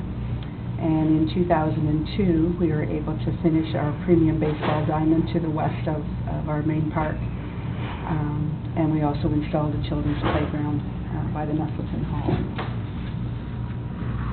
Our vision and mission to operate Cartwright Field as a multi-purpose sports and recreation facility. We want to increase community participation, assist our users in creating a viable and healthy lifestyle and the facilities in order for them to be able to enjoy that. We are very conscious of the environment, and we want our children to be able to grow and play, and also encourage the environmental aspect of protecting our lands. We also wanted to attract surrounding communities. We are a very small community, so by having outside communities come in, it's enhanced our park. It's allowed us to fundraise on a little bit broader scale, and we want to utilize our facilities for tournaments, and in order to make it useful and productive, we do need to include some outside communities. And we do the fundraising for future development of all of the facilities there. Some of our contributing factors, over the years we've received Trillium grants, we've received a Pioneer Seed grant originally, we've received grants from provincial, federal, and municipal governments. We had undertaken, there was a township forgiveness initiative that happened back in, I believe it was 2004, which allowed us to pay down the loan that the township had given us on a dollar-for-dollar matching program. And we also seek corporate sponsorships, and we're always tapping into whatever resources we can to relieve the burden on the township and ourselves to enhance our park.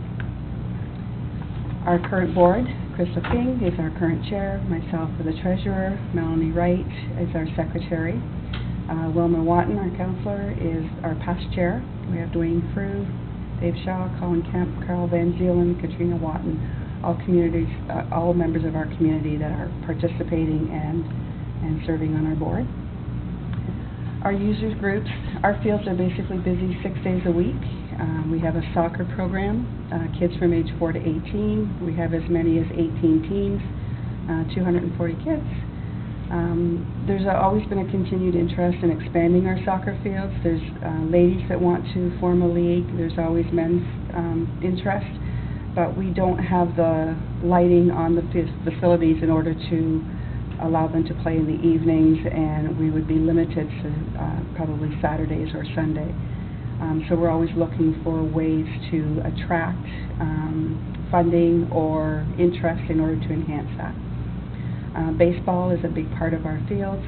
We have 23 teams with up to 400 participants in a year. We have 3 ladies teams, 10 men's teams, minor ball, as well as hardball teams that use our facilities. Some of the fundraising events that we do every year. Winterfest has always been a community fun day that we've done. It's not a revenue generating day, it's just sort of a day that we thought we'd like to enhance use of our park in the winter and give back to our community. We do a charity golf tournament. It's been previously at Summerlee, and now we use the Sunnybrae Golf Course. We do that annually since 2007, and we've raised anywhere between $4,000 and $7,000 each year for that facility. Depending on the weather is usually whether we can do better or not. We've hosted the ladies lob ball, the North Durham ladies lob ball year-end tournament. We quite often will provide the bar and dance, and CSR does it as a fundraiser, and it raises about $1,200 a year. our annual Fall Festival and Classic Car Show. We started in 2001. It began at the Blackstock Fairgrounds because we didn't have the facilities in Cartwright Fields, but we now do it fully at Cartwright Fields. We do a chili cook-off, silent auction, and the Classic Car Shows. Profits have ranged anywhere from $3,000 to $7,800 annually. Again, very weather dependent, and being as it's held the 1st of October, it's a challenge at times. Last year, because Winterfest has been such a challenge for us, we've lost our outdoor rink many times and had to rebuild from scratch. We decided we would do something indoor, and our user groups thought a comedy show would be a good event, and it was well received last year. We booked the Blackstock Community Center just so that we could accommodate more people, and the profits were just over $5,000 for that event, much better than the Winterfest. We've just shown you some of our events, our Winterfest events, our golfing, our Classic Car Show. The first year we ran it, we attracted over 85 classic cars, which was phenomenal based on the fact that it's a fall event and classic car drivers don't like to come out in bad weather. We have a donor tree in our foyer. It's now encased in a beautiful glass enclosure just to protect it. But basically, any donors that contribute in excess of $500, either in kind or in financial support, we add their name to a leaf on the tree. So in 2011, I think was when we started this process, so everybody up to that point was added, and we have, since then, we accumulate names, and we will be adding to it as time permits. It's a costly process to have it done, so we want to at least have a significant number of names to add before we undertake that expense. Some of the activities we've done recently, we installed a safety barrier and trees to the east end of our soccer field. We had cars that were driving across the surrounding areas from our soccer field and where our canteen is, which we felt was a huge safety issue with the number of children that are running and playing in that area. So we had Carl's Landscaping, who is a local contractor, was awarded that contract. It was a small contract. He installed shade trees, pine trees, and cedar posts, and an emergency access gate. It was very quick and easy, and it has solved our traffic problem with cars. And it looks nice as well. So on this screen, just to the north of the swale there, you can see that's the barrier that prevents them from going onto our soccer fields. Our walking trails are a huge part of our park. There's about 1.5 kilometers of walking trails through our trees and waterways area. In 2006, we worked with Fleming College students. We gave them, it was a program where they received a credit for doing this project. So we worked with them very closely with the Kawartha Conservation Authority and township staffing to lay out mapping of what was suitable, what provided good walking area, and we also wanted it to be an educational area where people could discover what the flora and fauna of our areas were, and we hope to eventually get that proper signage up. At this point, we haven't been able to do that. Just to question on, are there a lot more slides? Because I'll just get a motion to extend the time. If we're close to the end, I'll just let you finish off. Yeah, we're probably not very much longer. Okay. All right. So we purchased an old tractor from the Township of Scugog for $1 that they were getting rid of. We've purchased 2 modified manure spreaders, and they have become our chip chuckers, which has allowed us to utilize our time for our volunteers to enhance our trails. This is just a quick picture. The top left is where we started. We made corduroy roads out of the trees that we had to remove in order to make the trails. And for the last 12 years now, we've been upgrading with wood chips that the Hydro and Township dump on our park. We have a Memorial Day where we allow our community members can make a donation to our charity, and they can choose a tree, and we put up a plaque in memory of their loved one. Diamond upgrades, we've put a new backstop and screening on our smaller diamonds. New bleachers were installed. We installed a 5-foot chain link fence for protection for the parking lot. We put mesh cages and cement vaults at those diamonds. Most of these were paid for by fundraising and by the community group's participation. So our future projects, I'm just going to outline the top 3. It's a permanent outfield fence for our large diamond, which has been completed as of last week. So that's one item that's off our list. The next largest project is the lighting on our small diamond, which is on Highway 7A. There is an LED lighting proposal that's been presented. There has been staff working on getting that, and the scope of the project has grown exponentially due to what came up during that process. So I believe you all have a copy of this, but this is some of the other items that we are looking at. I'll just skip through to what we need today. We just want to ensure that we will still have the staff support to complete this LED project. It was slated for 2017. I know there was money allocated towards it, but we also know that the scope of that project has now increased to a state that it needs to be put out for tender, I believe, which is a township function. So we just want to ensure that the township will continue to share funding and work with us to achieve that lighting project, because it's much needed for safety. And the anticipation was that it would be in place before the 2018 season. So, thank you. Great. Thank you very much for the report and highlighting the wonderful initiatives of the organization. So I will put it to questions from council, starting with Councillor Kett. Thank you, Mayor. It's very impressive what you've got your community doing. It's amazing. Thank you. Councillor Back. Thank you. And I have to get on those trails. I've heard about them for a few years now, and I have to get on those. They're beautiful. Can staff inform council of what the how the scope was increased? Does that mean that it's more money, or it's just more lighting? This is the first I've heard of this. It hasn't come forward in any update, but I know it is coming forward. Ms. Coleman, we can maybe give you a little high level on it. Yes, through you, Mr. Mayor, to the councillor. The original scope was just a swap of the lights, so take out the high-pressure sodium ones and put in LED lights. Then there was a request also, there's a street or light pole in the middle of the field, in the center field, and to move that as well. And once you start changing the lighting, you really need to do a design and make sure what the lighting you're giving is proper. So we now need to do design. We are working on it. We're trying to get 3 different quotes, which are very slow in coming, to follow our procurement policy. We expect to award that design shortly and have the lights installed either near the end of 2017 or maybe early in 2018, but well in advance of the next season. But is the price then going up of what we've approved in the 2017 budget? Through you, Mr. Mayor, yes, we do expect the price to go over budget. I don't have the exact figure for it, and we won't till we finish the design, but it's not going to be significantly over budget, just a little bit. So that money can be taken from Parks Reserve to offset? I would have to check with our treasurer to confirm.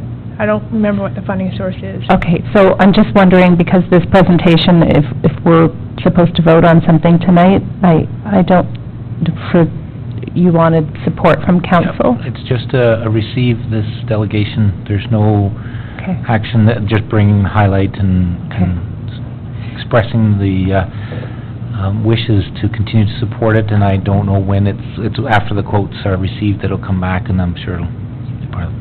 And I'm sure you'll be happy to get rid of a lighting pole in the middle of the field. Safety hazard. What is the shared project? Can you go back one screen, please? The shared funding with CSR for project expenses, what's that? So because we have applied, and the township, the staff, I believe, helped in applying to the hydro for the LED lighting project. So just that we will have your support in that cost. We are diligently raising money towards that, but it is a very expensive project. Okay. Thank you. Okay, Councillor Drew? Just thank you, Mr. Mayor. And through you, I just want to say it's amazing what a small group of dedicated and committed individuals can do. Your presentation was amazing tonight, and thank you for all that you do for your community and for the Township of Scugog, and we certainly wish you all the luck in your future projects. Thanks. Any other final comments? Well, thank you very much for the update, and we look forward to the information coming back. And again, to just reiterate, we know that there's a lot of effort that is put forward by the residents and the members of the organization. We're very happy that you contribute and invest that time. And when I go over there for the Chili Fests and look at the infrastructure you have, and I know that through this council, Councillor Watton represents that area very well, and we know that it shows with the pride of time and commitment and volunteerism. So thanks again on behalf of the township for that investment. So as you've heard through staff, it's going to come back with, but we don't expect it to be too much over the budgeted numbers that were already supported. So we'll wait patiently for it to come forward. So. We would welcome all the councillors to participate in the chili cook-off if they feel they have the best chili out there. Or if we could use some judges again. I believe I've seen a few of you judge our events. Yes, always a fun event. So I just need a mover to receive the delegation. Moved by Councillor Guido. All those in favor? Carried. Thank you. Thanks very much. Next up, we have Field of Dreams, Rob Lovelock, Tim Myers, Peter Crawford. I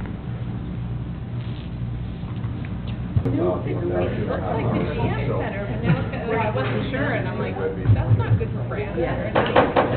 Yeah.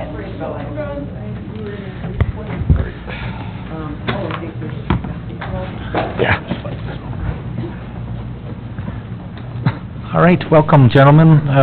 Again, just make sure the buttons are pushed down, and you can twist the mic back and forth if there's more than one of you speaking. And yeah, we see the presentation before us, so it's all yours. All right, good evening, Mr. Mayor. We wanted to bring the town council up to speed on a couple of things that we've been doing that we brought back called Field of Dreams. Field of Dreams was an initiative started in the late 90s to help improve our facilities and put a lot of efforts into the Carolyn Best Diamonds at 1655 Reach Street. Over the years, though, they've gone without some love, so we've taken it upon ourselves as 8 volunteers within Scugog Township to bring back that particular initiative to help our facilities.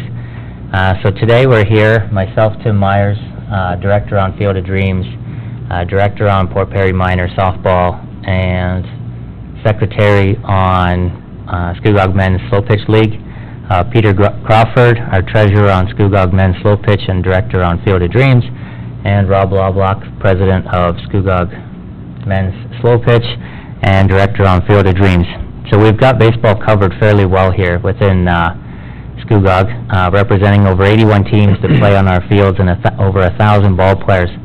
And it's great to see that the housing community or the builders that were in here previously are talking about all these new homes, but we've got nowhere for these kids and adults to play ball anymore because we're limiting the expansion capabilities that we have within our town.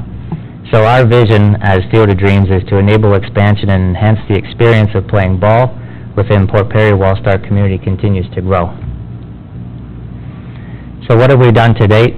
We founded Field of Dreams back in 2015, and our initial thoughts were, let's start up a tournament and see how well we do.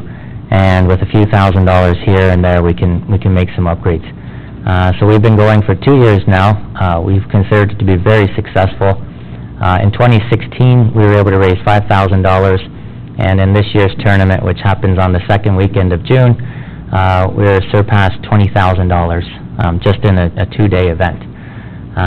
We raised our team count from 12 teams up to 19, and NSA Canada, which is National Slow Pitch Association, saw our initiative, saw our community, and thought there was a great opportunity to jump on board and promote their association with our capabilities. With our first round of funding in 2016 from our initiatives in that tournament, we were able to put a new fence up at Carolyn Best 3. which enhanced the experience. We have a lot of times where people are strong enough to hit a ball pretty far and it rolls into the long grass, and it just takes away from the game. So that was implemented this year. And then, Rob, would you like to share about the sunshades? Yeah, at this point in time, I've been working with Mike Donnelly and a few others with the township, trying to get, I don't know if you know about the diamonds down at the lakefront, how bad it is at nighttime. Just when the sun's starting to go down, you can't see the ball coming out to you when you're playing in the field. We used to have a sunshade at the North Diamond at one point in time. It got blown over in the wind. We're trying at this point in time to work with them to get more poles put up at the North Diamond, to get another sunshade put up there. We're purchasing everything for this, but we're starting to run into problems with trying to get an engineer to actually work on it for us to have it put back up. The South Diamond, we've got all the material now, and we're using existing poles that are there, and it will be put up next year, so the South Diamond will be done, but we're still working on the North Diamond, where we're trying to get an engineer to actually okay what we want to do there to make it safer for everybody.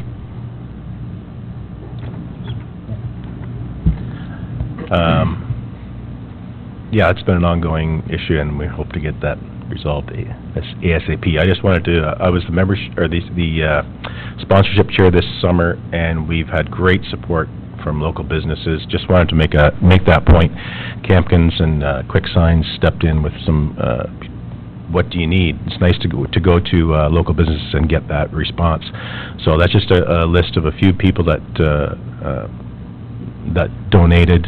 Clearwater Pools, whose company is here, but just we have experienced the love of the community, and we're looking to make that coming up. So, just one of the things that we're having issues with too on the sunscreen is just, it seems like every time we come up with a proposal to the town, there's a loophole or something that they tell us we can't do for the North Diamond. So we're hoping maybe through council or someone in the town, we can actually get something put up there, or have you guys help us get an engineer or someone to design something that we can get put up there.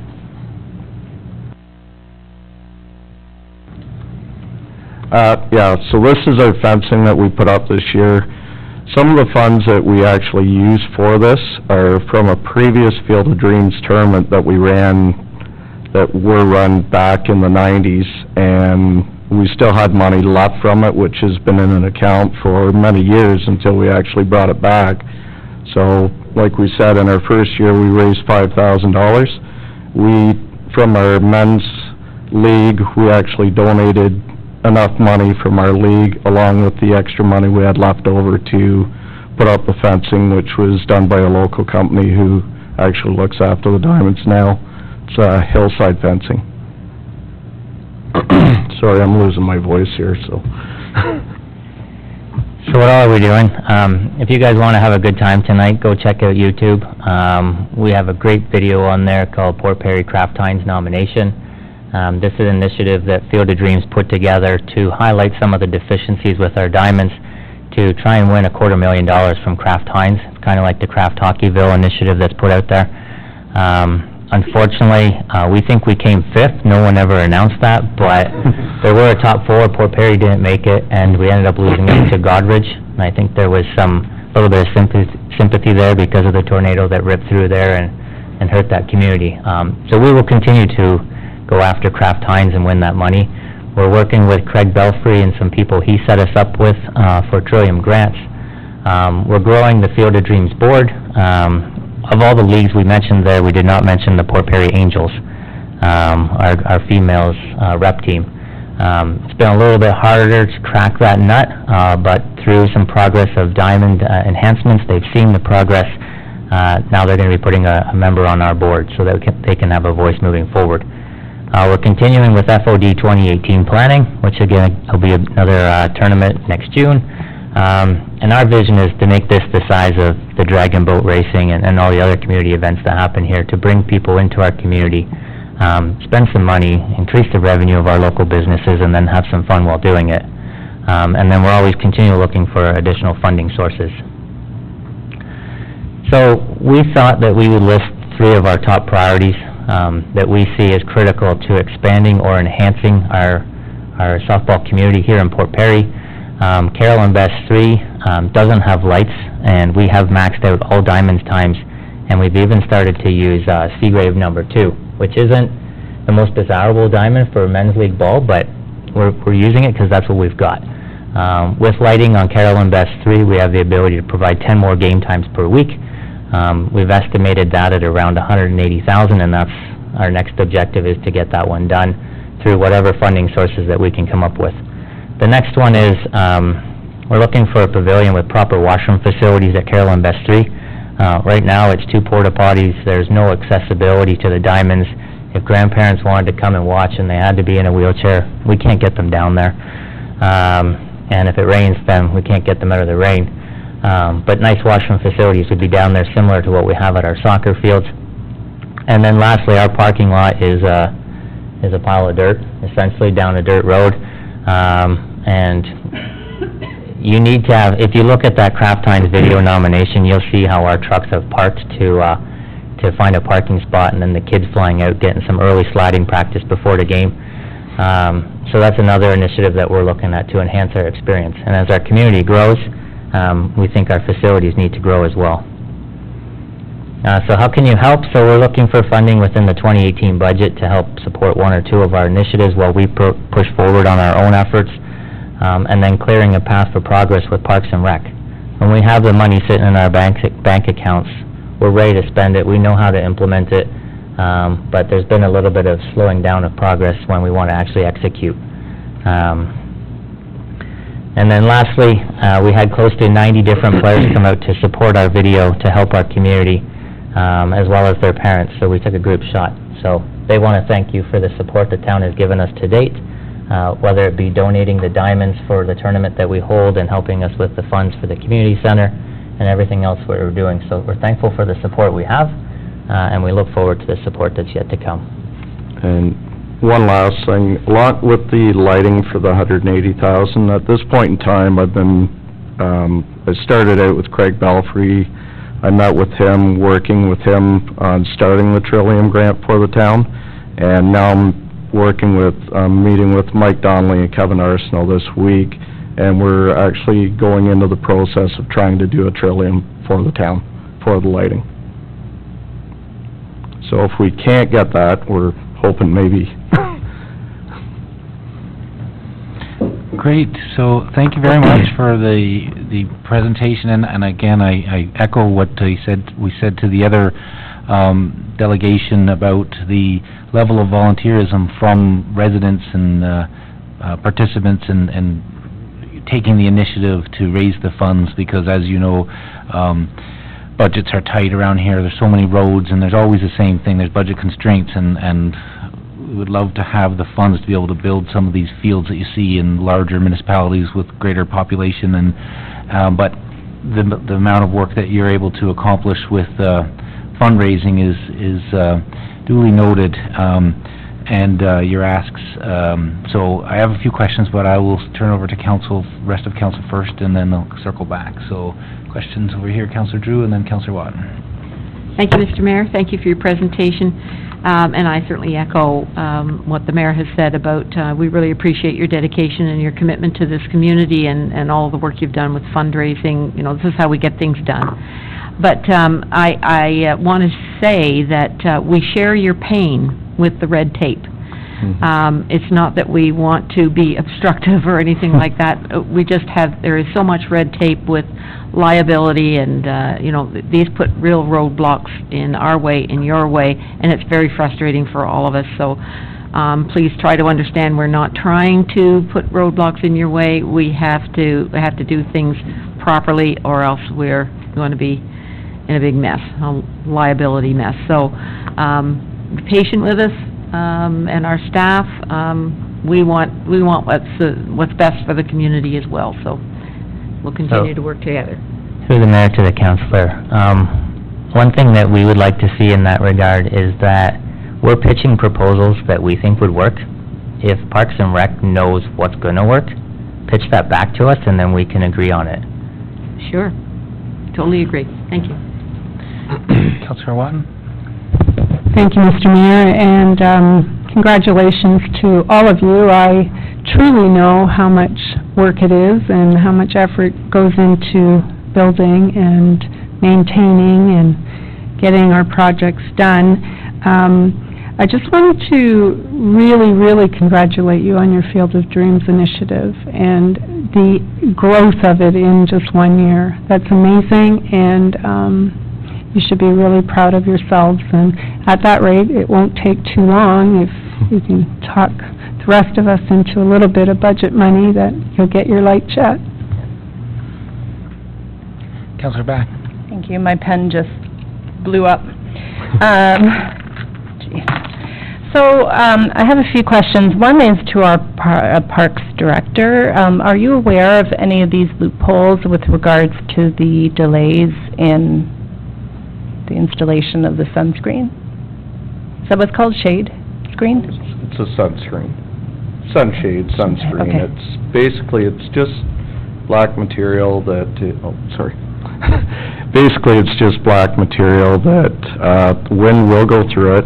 The stuff that we purchased, it weighs like, it's about 23 feet long, about 9 feet tall, and basically would be on almost like a curtain type deal, like in a shower, which would be pulled back after the games are over and tied off to the one side, would be out of the way. It has flaps, wind flaps, so if the wind gets too high, it goes through it, and basically that's what it is. It weighs 15 pounds. Yeah, Ms. Coleman, I don't know if you are up to speed on that at all.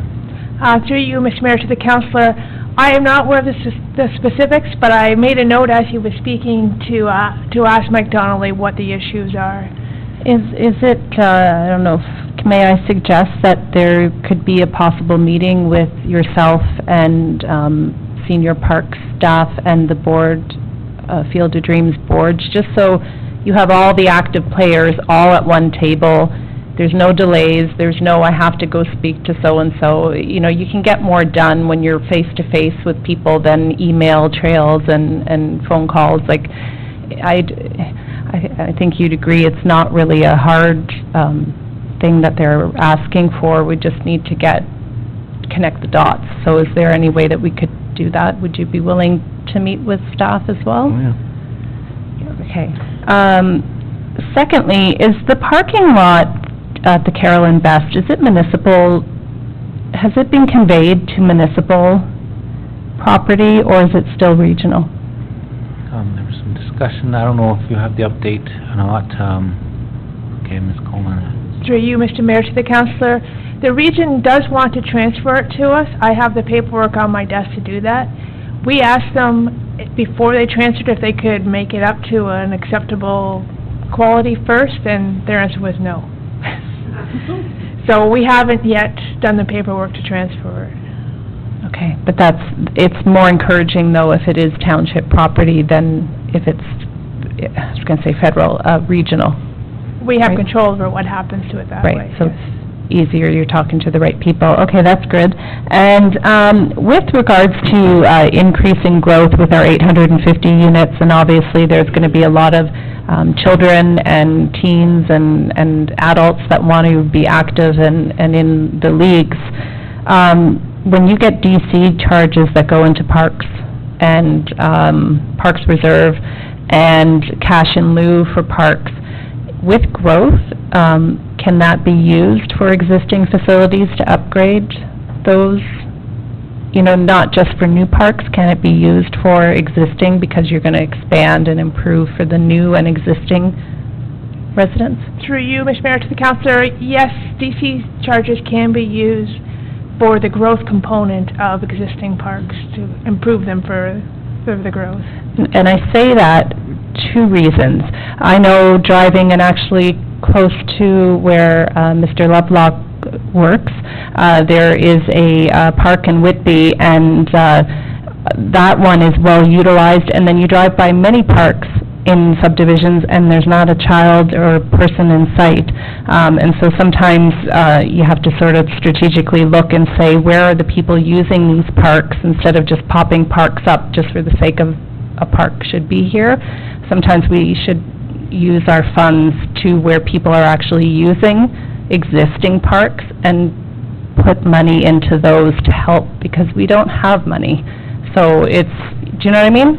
Why get another park that people may not use? Let's maybe focus on some of the ones we are. So I hope you can get a meeting together and we can get on some of this. Okay. Any other questions for the delegation? A hotel would certainly help with many of the initiatives for fundraising and tournaments, et cetera. So I've written that down here as it's a determination to we need a hotel in this community. I don't think anybody disagrees with that.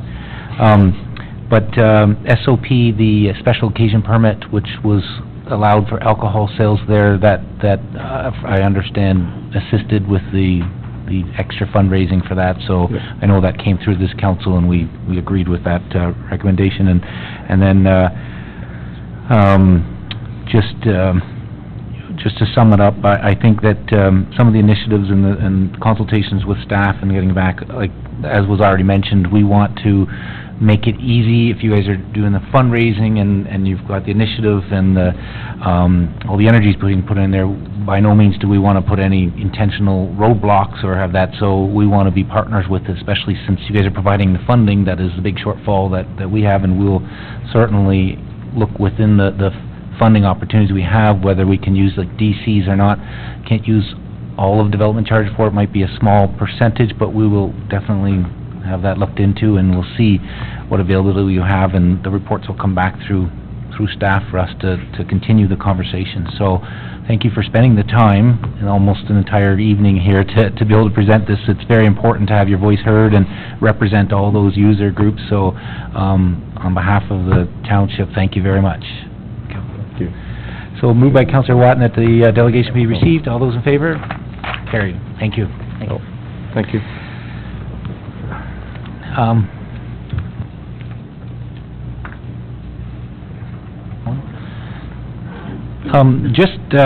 Since we've talked about much of these reports that are now in Section 12, I'd be welcome to a motion for consent agenda, and then we could pull, moved by Councillor Guido, second by Councillor Watton.